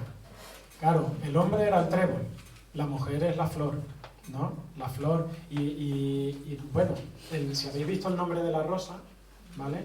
Al final, pues el nombre de la rosa, el nombre del título, ¿no? De la novela y de la película, ¿no? Es eso precisamente, la rosa es la chica esta que conoce a Axo de Mer, que es el discípulo, ¿no? del Guillermo de Baskerville, y al final lo dice, ¿no? Me quedé sin saber el nombre de la rosa, ¿no? De la mujer, ¿no? Con la que había tenido relaciones sexuales, ¿no? La rosa simboliza a la mujer, pero también el órgano sexual femenino, ¿no?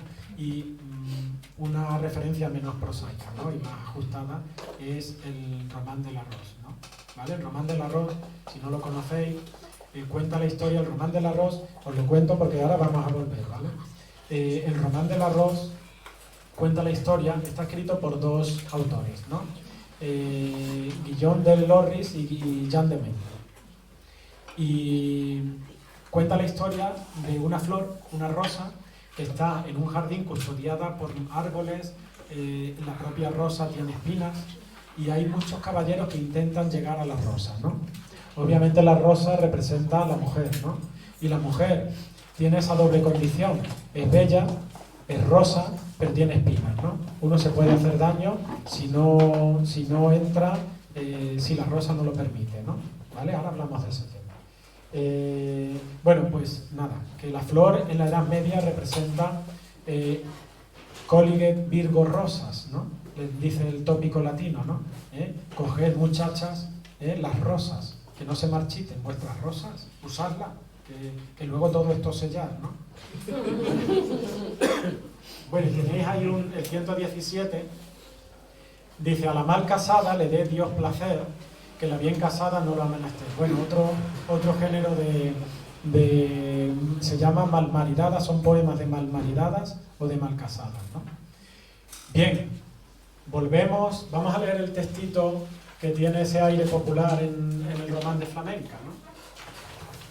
Os lo he copiado, no porque lo vayamos a leer en occitano, sino, bueno, lo podéis leer en casa y porque degustéis ese saborcillo medieval, ¿no? Las tosetas, agrón y atrachas, las mallas son canciones de mayo. El mes de mayo era muy importante en la Edad Media, porque es el amor amoroso por excelencia. Aquí hay, creo, es en pino franqueado, no estoy seguro. ¿La enramada es en pino franqueado o es en pino franqueado? Bueno, la enramada es una tradición popular que consiste en que los jóvenes del pueblo cogen un ramo de flores y la noche antes la dejan en la ventana de una chica que les gusta, ¿vale? Y si esa chica coge el ramo, por la noche en la verbena baila, ¿vale? Y entiendo que eso funciona así. Era una manera tradicional de formar parejas dentro del pueblo, de que se rompiera el hielo y de que se conocieran. Bueno, pues eso ocurría, eso son las mallas, en la Edad Media, ¿vale? Por eso dice, por cierto, otro paréntesis. ¿Sabéis por qué a las prostitutas se les llama rameras? ¿No lo sabéis? ¿No? Menos mal, os lo puedo contar. Rameras viene de ramas, ¿vale? De ramas. ¿Por qué? Porque en la Edad Media las tabernas, si tenían una rama en la puerta, significaba que había prostitutas, ¿vale? Por eso se les llama rameras, ¿de acuerdo? Viene de rama, ¿vale? Y tiene que ver con toda esta tradición, ¿no? Bueno, dice, leemos ya el texto en español, ¿no? Las jóvenes solteras ya habían levantado las ramas de mayo, plantadas las vísperas, y cantaban sus adivinanzas. Ellas pasaron justo delante de Guillén, cantando una calenda de mayo que decía, y la calenda de mayo, este es el texto pseudo-popular, ¿no? Viene allí la dama, y veréis cómo se parece a algunos de los motivos que hemos leído ahora de los textos populares, ¿no? Tradicionales. Que no deje a su amigo languidecer, que no tema celosos ni reprimendas, y no vaya, ahí hay una errata, ¿no? El espacio ese sobra, y no vaya menos por eso con su compañero al bosque, prado o vergel, o dentro de su habitación, para mejor solazarse con él en tanto que los celosos queden al borde de la cama. Y si este último viniera a hablar, ella le respondiera, callaos y largaos, mi amigo reposa entre mis brazos, es la calenda de mayo, y ahora idos, ¿vale? Representa la actitud de flamenca, el rechazo del señor Archimbo. Bueno, os cuento el final del Román de Flamenca, pero os lo voy a contar con una canción, ¿vale? Os podéis reír porque canto como los perros, ¿eh? No pasa nada. Y la canción está al final, ahí donde dice final cantado. Es una pista, ¿no? Final cantado, ¿no? Y ya uno sabe que termina algo. Aunque tenemos que recuperar el tema ese que os dije, que es interesante, ¿vale? El otro tema, bueno, lo podemos introducir como en un debate y así parece que no sigo con la charla, ¿no? Bueno, pertenece a los Carmina Burana, ¿conocéis los Carmina Burana, no? De Carol. Estos textos no son de Carol, los encontró en una abadía alemana, un filólogo, cuyo nombre es impronunciable, así que no lo voy a decir. Y tenían una notación musical. Lo que pasa que Karl Orff escribe su propia composición, ¿vale? Canta una mujer, yo no soy una mujer, y además veis la voz que tengo, o sea que os lo tenéis que imaginar, ¿no? Pero antes vamos a leer, os aclaro el significado, ¿no? Dice intrutina, una trutina es las balanzas estas, los dos platillos, ¿no? ¿Vale? Pues esta mujer tiene delante una trutina mental, ¿no? Mentis dubia, doble, mentis dos razones, fluctúan contrarias, ¿no? Tengo aquí dos cosas opuestas, el amor lascivo, Guillén de Nevers, ¿no? Y la pudiquitia, ¿no? El pudor, la pudicia, ¿no? Que sería el señor Archimbo.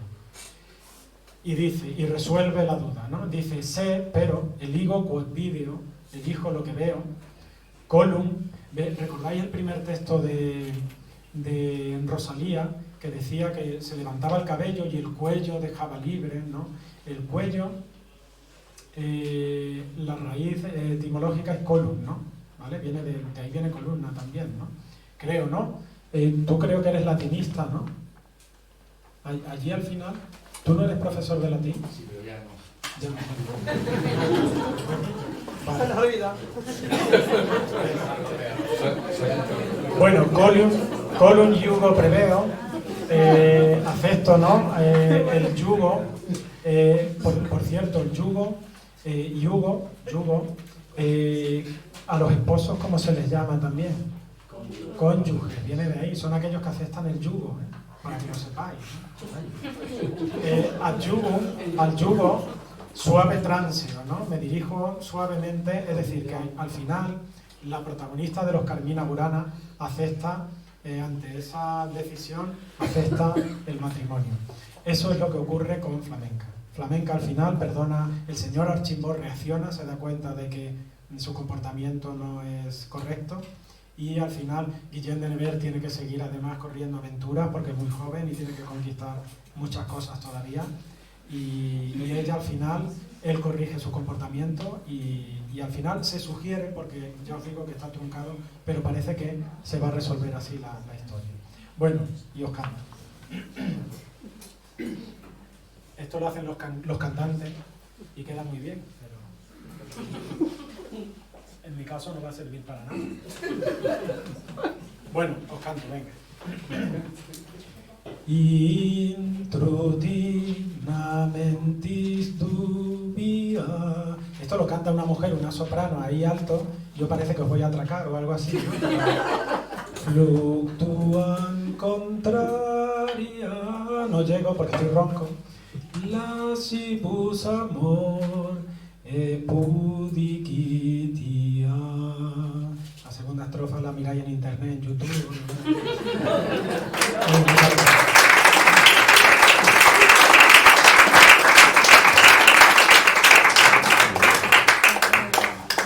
Hemos terminado lo alto.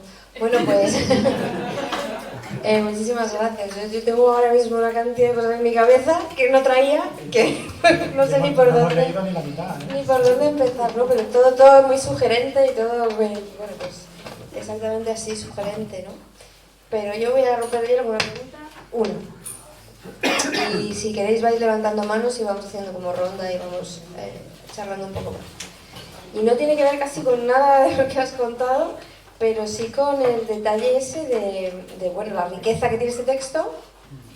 Y me has hablado del Quijote, ha salido por ahí Cervantes, ha salido ahí, y yo me he acordado de cuando yo leí La Gitanilla, claro, en el colegio, que se me atragantó mortalmente, no la pude terminar, no entendí nada, jamás supe por qué y nunca he vuelto a querer leerla.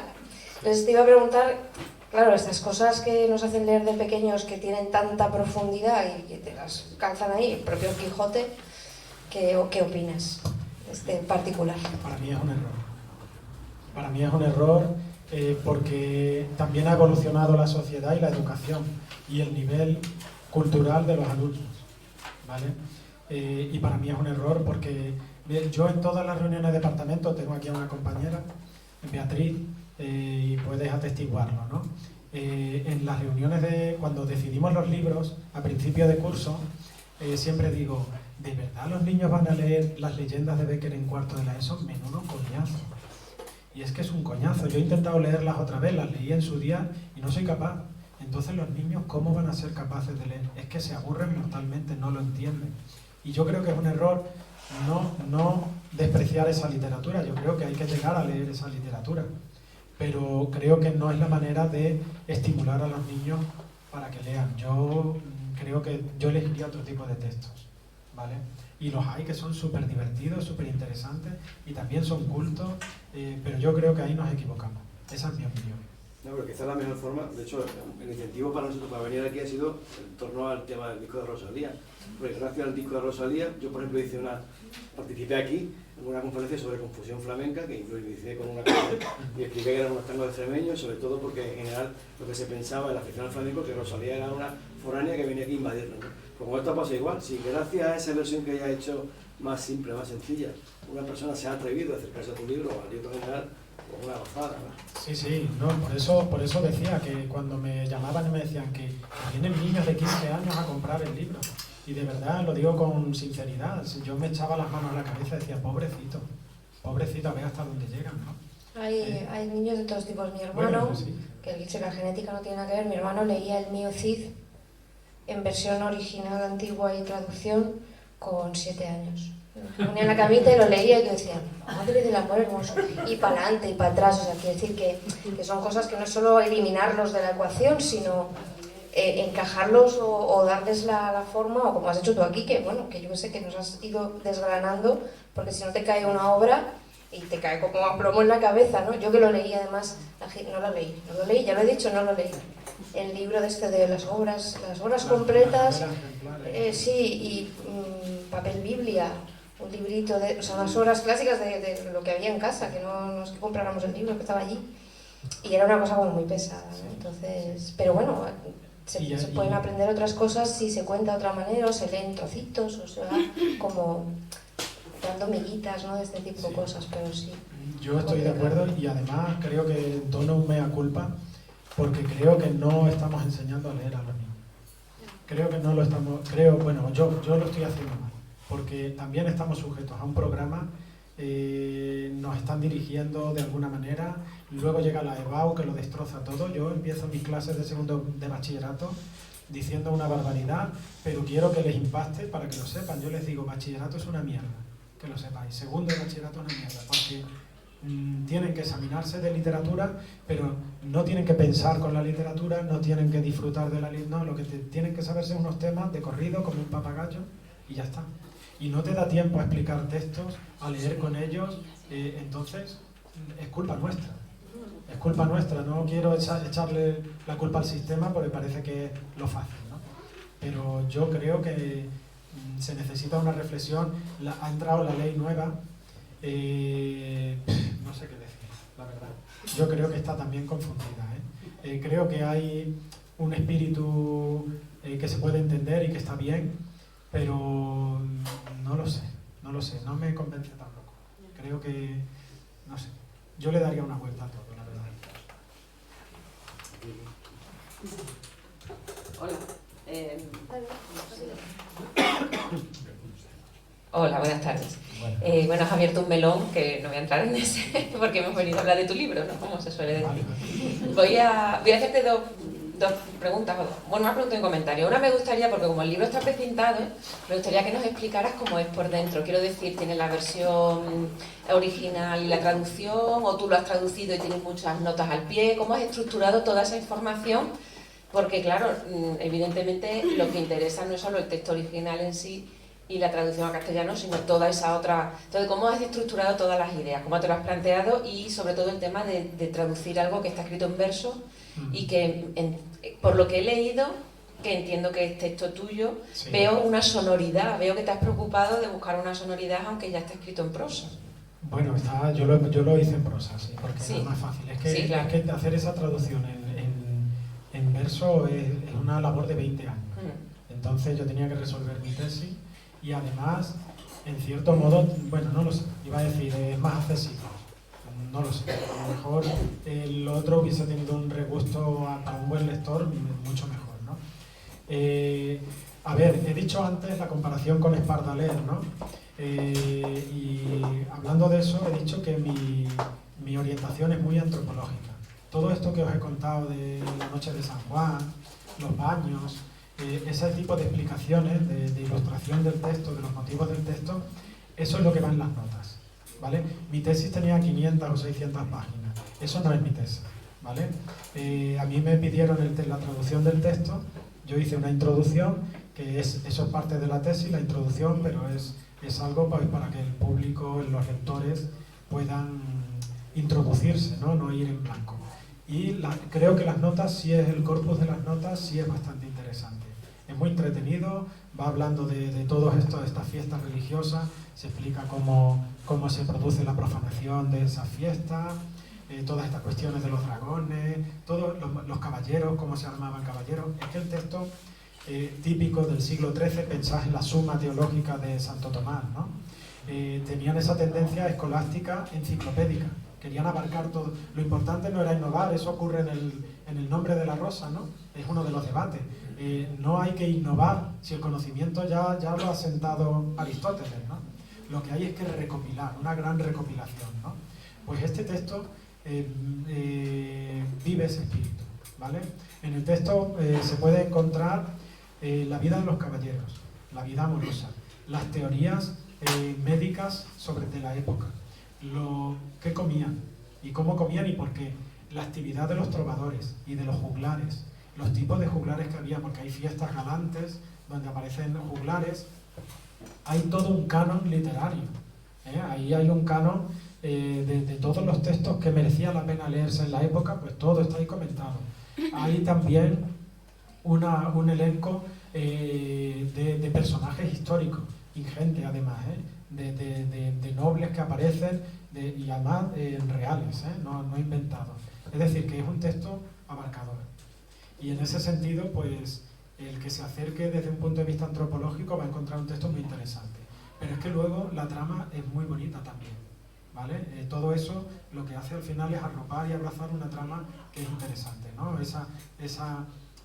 Cómo urde lo del pasaje, por qué lo hace además, cómo se conocen, es fantástico lo de la misa, ¿no? Que 2 sílabas nada más cada vez que...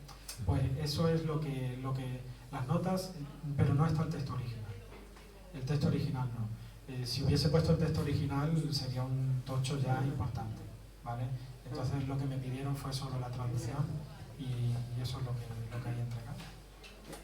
La otra cosa que quería comentar es, bueno, no sé si habéis visto la serie de No me gusta conducir, que el profesor protagonista es profesor de literatura medieval. Y ahí, No lo he visto. pues hay una frase que dice, aparte de la serie es muy recomendable, hay una frase que dice, bueno, es que mis clases no me llevan mucho tiempo porque la literatura medieval no va a cambiar, o sea, tengo los apuntes de mucho tiempo preparados. Pero lo saco a colación porque hay como una corriente, o al menos yo la veo, de una recuperación de la historia medieval y un interés por divulgar una historia medieval diferente a la que nos han contado. Sí. Por ejemplo, has hecho el comentario de lo de lavarse y el otro día vi un hilo en Twitter que, no, ahí se lavaban, no tanto, tal, pero quiero decir que me resulta muy interesante porque es una época histórica que está muy metida en el oscurantismo, sobre todo la Alta Edad Media, y que me parece que es necesario que con este tipo de obras que son más divulgativas que a lo mejor filológicas, pues se pueda alcanzar ese gusto por una época que no hay nada más moderno que lo antiguo, ¿no? Y en este caso todo lo que nos has contado pues es absolutamente vigente. Sí, estoy de acuerdo y es un craso error sabéis que es un error histórico, ¿no? Es decir, la Edad Media, para empezar la denominación, ¿no? La Edad Media es un desprecio, son los años del medio. Eso lo decían los renacentistas. A nosotros no nos interesan estos años de nada menos que 10 siglos, ¿no? Lo que nos interesa es lo que había antes, que es la recuperación del saber grecolatino, ¿no? Eso para empezar. Luego llegan los románticos, que sí se aficionan a la Edad Media, pero la pervierten también, porque lo que hacen es dotarla de un misterio que, bueno, pues no es real. Entonces, eso ya también transforma la idea que tenemos de la Edad Media. Y luego tenemos la escuela nacionalista del siglo XIX, que también científicamente se aproximan a estos textos, pero también nos dan una visión, lo que he comentado antes, absolutamente machista. Es decir, nos han hecho creer que la mujer no escribía en la Edad Media, que la mujer no tenía voz literaria en la Edad Media, y eso no es verdad. De hecho, aquí hay textos, no los vamos a leer, pero los podéis leer en casa. Hay textos de mujeres, aquí en la página 6, os he puesto uno anónimo y otro de la condesa de Día, que tienen una entidad, y bueno, hay mujeres medievales muy importantes, ¿no? María de Champaña, Leonor de Aquitania, pues Margarita de Navarra, hay Hildegarda von Bingen, hay muchas mujeres que escribían. Pero había trovadoras, trovairits se llaman, ¿no? Había trovadoras y tenían una aceptación exactamente igual que los trovadores, ¿vale? Y sin embargo estos autores solo nos han transmitido los textos masculinos, ¿no? ¿Vale? Y ahora, a lo mejor, esa nueva visión, ese nuevo acercamiento tiene que ver con ese descubrimiento que están haciendo, además, investigadoras, ¿no?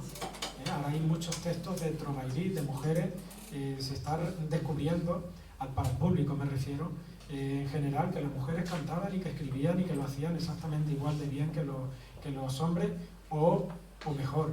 Hay un ejemplo que es maravilloso, que es Cristina de Pizan, ¿no? Cristina de Pizan, con la vida que tuvo, porque Cristina de Pizan tuvo que luchar con los textos, pero también con una vida dificultosa. Muere su marido, de la que estaba muy enamorada, y el marido de ella también, que eso no se cuenta. Parece que los maridos no podían amar a las mujeres, ¿no? Eso no es verdad. Y se muere el marido y ella tiene que luchar contra toda la corte para seguir instalada, ¿no? Cristina de Pizan, conocéis, ¿no? Sabéis que era hija de un astrónomo italiano que llega a la corte francesa, ¿vale? También muere el padre y ella se encuentra en una corte que le es ajena, un poco ajena, y tiene que luchar y lo hace con los textos. Y escribe La ciudad de las damas, que es maravilloso, es agustino, ¿no? O agustiniano, la ciudad de Dios, ¿no? Escribió San Agustín, ¿no? Y lo que os quería decir es que Cristina de Pizan entra directamente en la querella de las mujeres, a defender a las mujeres, y había muchos hombres que defendían a las mujeres. En el Román de la Rose aparece Jean de Meaux, que es naturalista, es un pensador naturalista. Fijaos lo que dice, lo voy a leer con permiso del tiempo, pero creo que es interesante, ¿vale? Ya la contestación de Cristina de Pizan, que es obvia y totalmente acertada, la leéis en casa si queréis, pero fijaos lo que dice Jean de Meaux. Jean de Meaux es el segundo escritor. Cuando muere Guillaume de Lorris, que ha iniciado el texto, muere, y Jean de Meaux lo coge. Guillaume de Lorris es un caballero, ¿no? Y Jean de Meaux es un escolástico naturalista. Entonces le da una vuelta, cambia totalmente el tono del texto, ¿no? Y dice Jean de Meaux, ¿no? Están en la página 3, el texto S4.1, ¿no? Dice: si estoy en lo cierto sobre qué es amor, es inclinación en el pensamiento que se ha establecido entre dos personas de distinto sexo. Lo dice claramente. Es decir, es una orientación matrimonialista, ¿no? Claramente, ¿no? El sexo es solo una excusa para llegar a la procreación.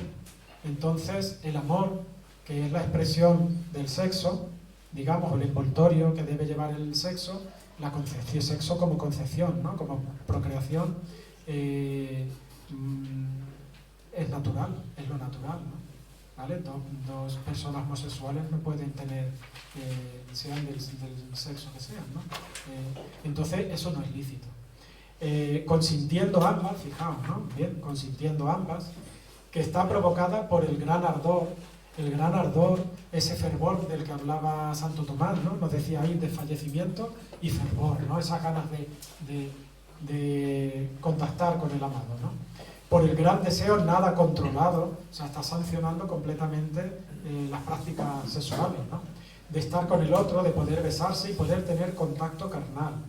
Pero yo te digo, basada en mi ciencia, la ciencia, frente a la literatura, que aquel que se acopla con una mujer en su fuero interno debiera querer el continuar la naturaleza y perpetuarse en su semejante. Por esta razón, natura dispuso que en tales uniones hubiera placer, es decir, que la naturaleza es muy lista y nos tienta con el placer sexual, pero para conseguir que procreemos, ¿no? Y termina, dice, para que a ese acto nadie se negase y esta obligación nadie aborreciese. Esta obligación, ¿no? La de procrear, ¿no? Bueno, pues Cristina de Pisal, ahí tenéis a continuación la respuesta, pues lo responde muy bien, ¿no? Y no sé si he respondido a la pregunta. Sí. Yo estoy tomando notas, de hecho, ¿no? Vale, bien. Sí. Yo lo primero que quería era agradecerte por estas 2 horas de fascinación que hemos vivido, ¿no? Al menos yo, porque yo he sido víctima, y me imagino que muchos de los que estamos aquí, de esa información o de esa educación. Es decir, aquí, en Mérida no te digo nada, pasamos del Imperio Romano al Renacimiento, o sea, la Edad Media, como mucho es algo, bueno, a lo mejor de los casos de algún monasterio que traducen libros y tal, digamos que sería la visión más dulce, ¿no? Y bueno, pues has citado el nombre de la rosa, ¿no? Pero poco más, ¿no? Entonces, que yo te quería preguntar, pero ya lo ha preguntado Raquel, porque además del texto a mí me interesó muchísimo el contexto, que no sé si está en el libro también, ¿no? Porque aparte de todo el corpus informativo, es también lo entretenido que lo has contado, entonces no sé si todo eso está ahí también. Eso y más. Motivo más para comprar el libro. De todas formas, digo, además de de romper una lanza a favor de la Edad Media y de abrir un melón, como habéis dicho vosotros, yo no sé si es porque en determinados ambientes la Iglesia es como el enemigo, si no el enemigo a batir, si es un elemento de contaminación, y entonces la Edad Media se ve como muy entreverada por la Iglesia, ¿no? Entonces, por ejemplo, en el tema del teatro, que puede ser el tema nuestro, con Grecia se alcanzan unas cimas, tanto en lo dramático como en la representación, que a mí me parece que siguen siendo de una modernidad imbatible, ¿no? Y claro, hay un paso atrás en la Edad Media que tiene su encanto también, por todas esas historias que se cuentan en la puerta de la iglesia con los carromatos. Aquí tenemos a Diego Sánchez de Badajoz, por ejemplo. Tienen un encanto fascinante, pero digamos que formalmente no deja de ser una especie de retroceso. En definitiva, que no sé por qué esa ocultación de la Edad Media, cuando tiene aspectos brillantes, como tú nos has contado, otros menos brillantes. En arquitectura no te digo nada, pues, todas esas construcciones, claro, del románico, del gótico, cómo se avanza en la cantería, en el corte de la piedra, bueno, es una cosa... Es fabuloso, ¿no? Las catedrales de peregrinación, ¿no? Desde Francia hasta que llegan a Santiago de Compostela y todos los talleres que hay, ¿no?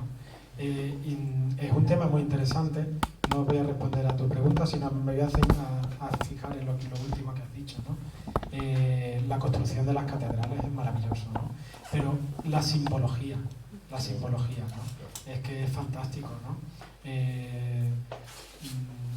Esa simbología, bueno, el cuerpo de Cristo, ¿no? La planta de cruz latina, esa orientación. No sé si sabéis que cuando entráis en una iglesia, en el atrio, que es la entrada, ¿no? Todavía no habéis entrado, sois pecadores, y por eso en la portada aparecen la representación de los pecados, Y los pecados normalmente aparecen desnudos, porque la desnudez en la Edad Media es uno de los retrocesos, ¿no? La desnudez en la Edad Media está condenada, porque está asociada a la animalidad, ¿no? En este caso. Y si os dais cuenta, esas muecas, ¿no? Representan esa deformación del pecado. Que eso aparece en el nombre, perdonad que lo cite tanto, podríamos aceptar textos medievales, ¿no? Pero es que está muy bien construida y conseguida el nombre de la rosa, el debate que tiene con el abad, con lo de Aristóteles, ese momento que el otro le dice, la risa está condenada, ¿no? Porque es una mueca, una deformidad de la persona, ¿no? Y él es cuando le dice, no, pero si en la Biblia no se dice que Cristo no riera, a lo mejor sí reía, ¿no? Y ahí ya se cabrea al otro y ya le burla. Eso, le echarle. Bueno, desde ese punto de vista simbólico es maravilloso, ¿no? El recorrido que se hace cuando uno entra en la iglesia es un recorrido místico, pero es que eso hay que saberlo. En el baptisterio, en el ábside, lo que se produce es una unión mística con Cristo, pero antes ha pasado uno por primero el pecado fuera, y una vez dentro la ascesis, la limpieza, y después la mística, ¿no? La unión mística con Cristo. Pues eso está perfectamente descrito en las iglesias, pero hay que verlo en los capiteles, hay que verlo en en las vidrieras, ¿no? Cuando llega el gótico con la luz, ¿no? Es maravilloso toda la simbología de la luz, ¿no? Como convierten en papel, ¿no? las paredes, ¿no? Bueno, yo creo que la Edad Media tiene un encanto que puede ser científico, que no tenemos que irnos como los románticos a ningún tipo de leyenda ni oscurantismo, sino que tiene un encanto por sí mismo que hay que ¿Cree entonces que hemos pasado ese salto de la cultura clásica grecolatina directamente al Renacimiento, ¿no?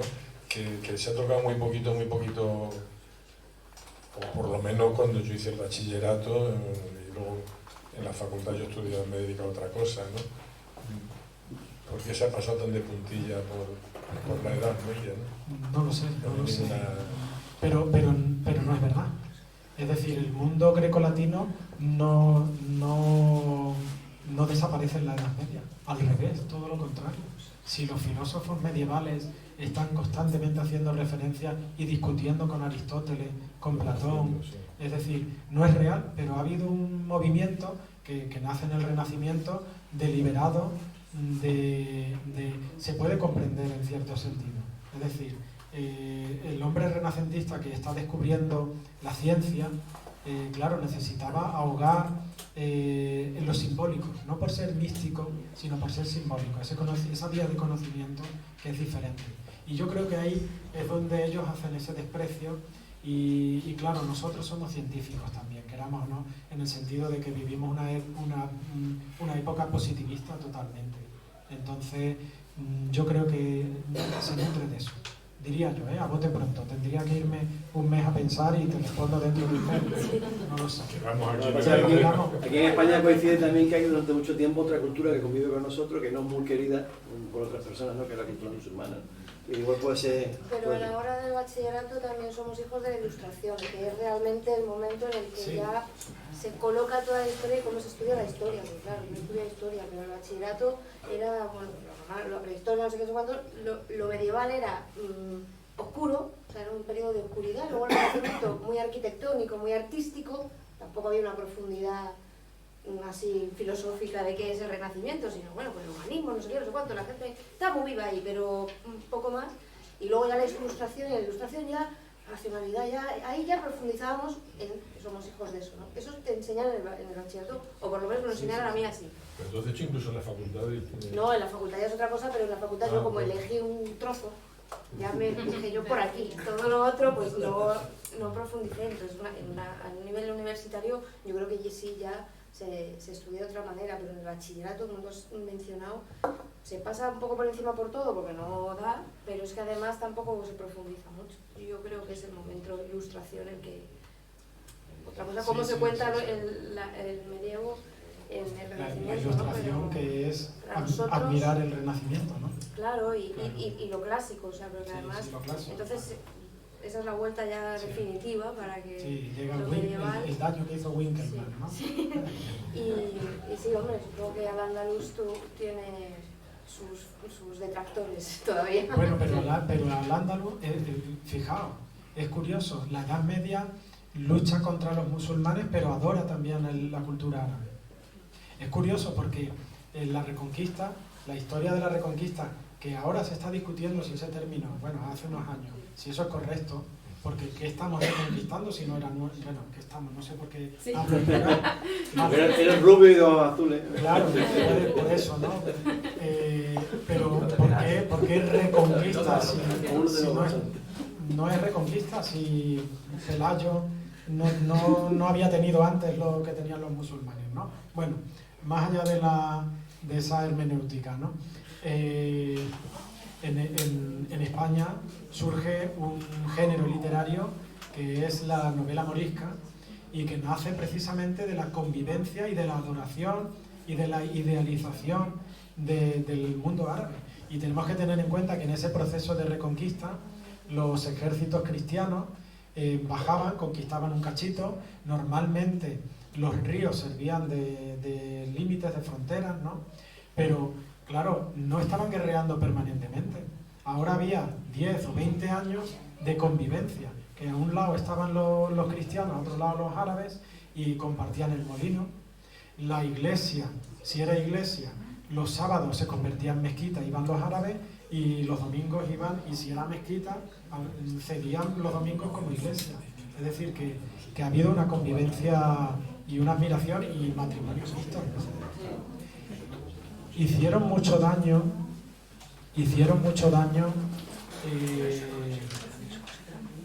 los mudéjares, no, los mozárabes. Los mozárabes que abandonan Al-Ándalus se van a se van a las cortes asturianas, a la corte asturiana y empiezan a malmeter, empiezan a decir, no, los árabes son los que originan ideológicamente el movimiento de la Reconquista.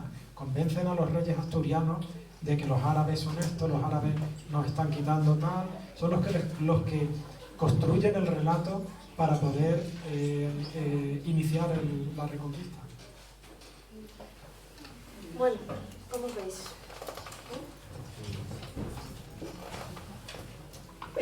Bueno, yo que te quería decir una última pregunta. No hemos hablado nada del feminismo y de las imágenes, pero sí que nos lo has desglosado y casi que no hace falta comentarlo mucho. Yo quería saber si, ya que tú nos has cantado, ¿esto se cantaba, se contaba? ¿Un román como el román de Flamenca estaba hecho para leerse o tuvo una vida, como os has dicho, tenía unos dueños, ¿no?, que tenían el manuscrito? ¿Pero qué vida pudo, o si sabemos qué vida tuvo el documento en su momento? Bueno, no se sabe, ¿vale? Pero lo que sí se sabe es que estos textos, no digo concretamente el román de Flamenca, pero la cultura cortesana, los juglares cantan los textos, ¿vale?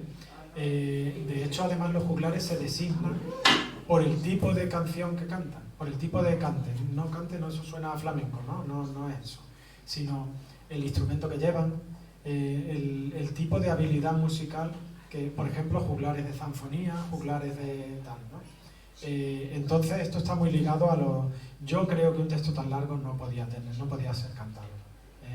Yo creo que, de hecho, los romances surgen, los romances originalmente surgen, se desgajan de estos textos. Los primeros romances en España, en Castilla, son los romances que se extraen del poema de Mío Cid, por ejemplo, ¿no? Se selecciona un fragmentito y eso sí se canta, ¿vale? Pero textos tan largos yo diría que no. Pero sí los recitaban, y se los sabían de memoria. Y esta literatura estaba viva. Eso lo sabéis, ¿no? Porque se olvidaban de los textos y se lo inventaban, improvisaban. Entonces iba evolucionando la historia, ¿no? Era casi la historia de un rumor, ¿no? No obstante, este texto yo no creo que se cantara, no lo sé.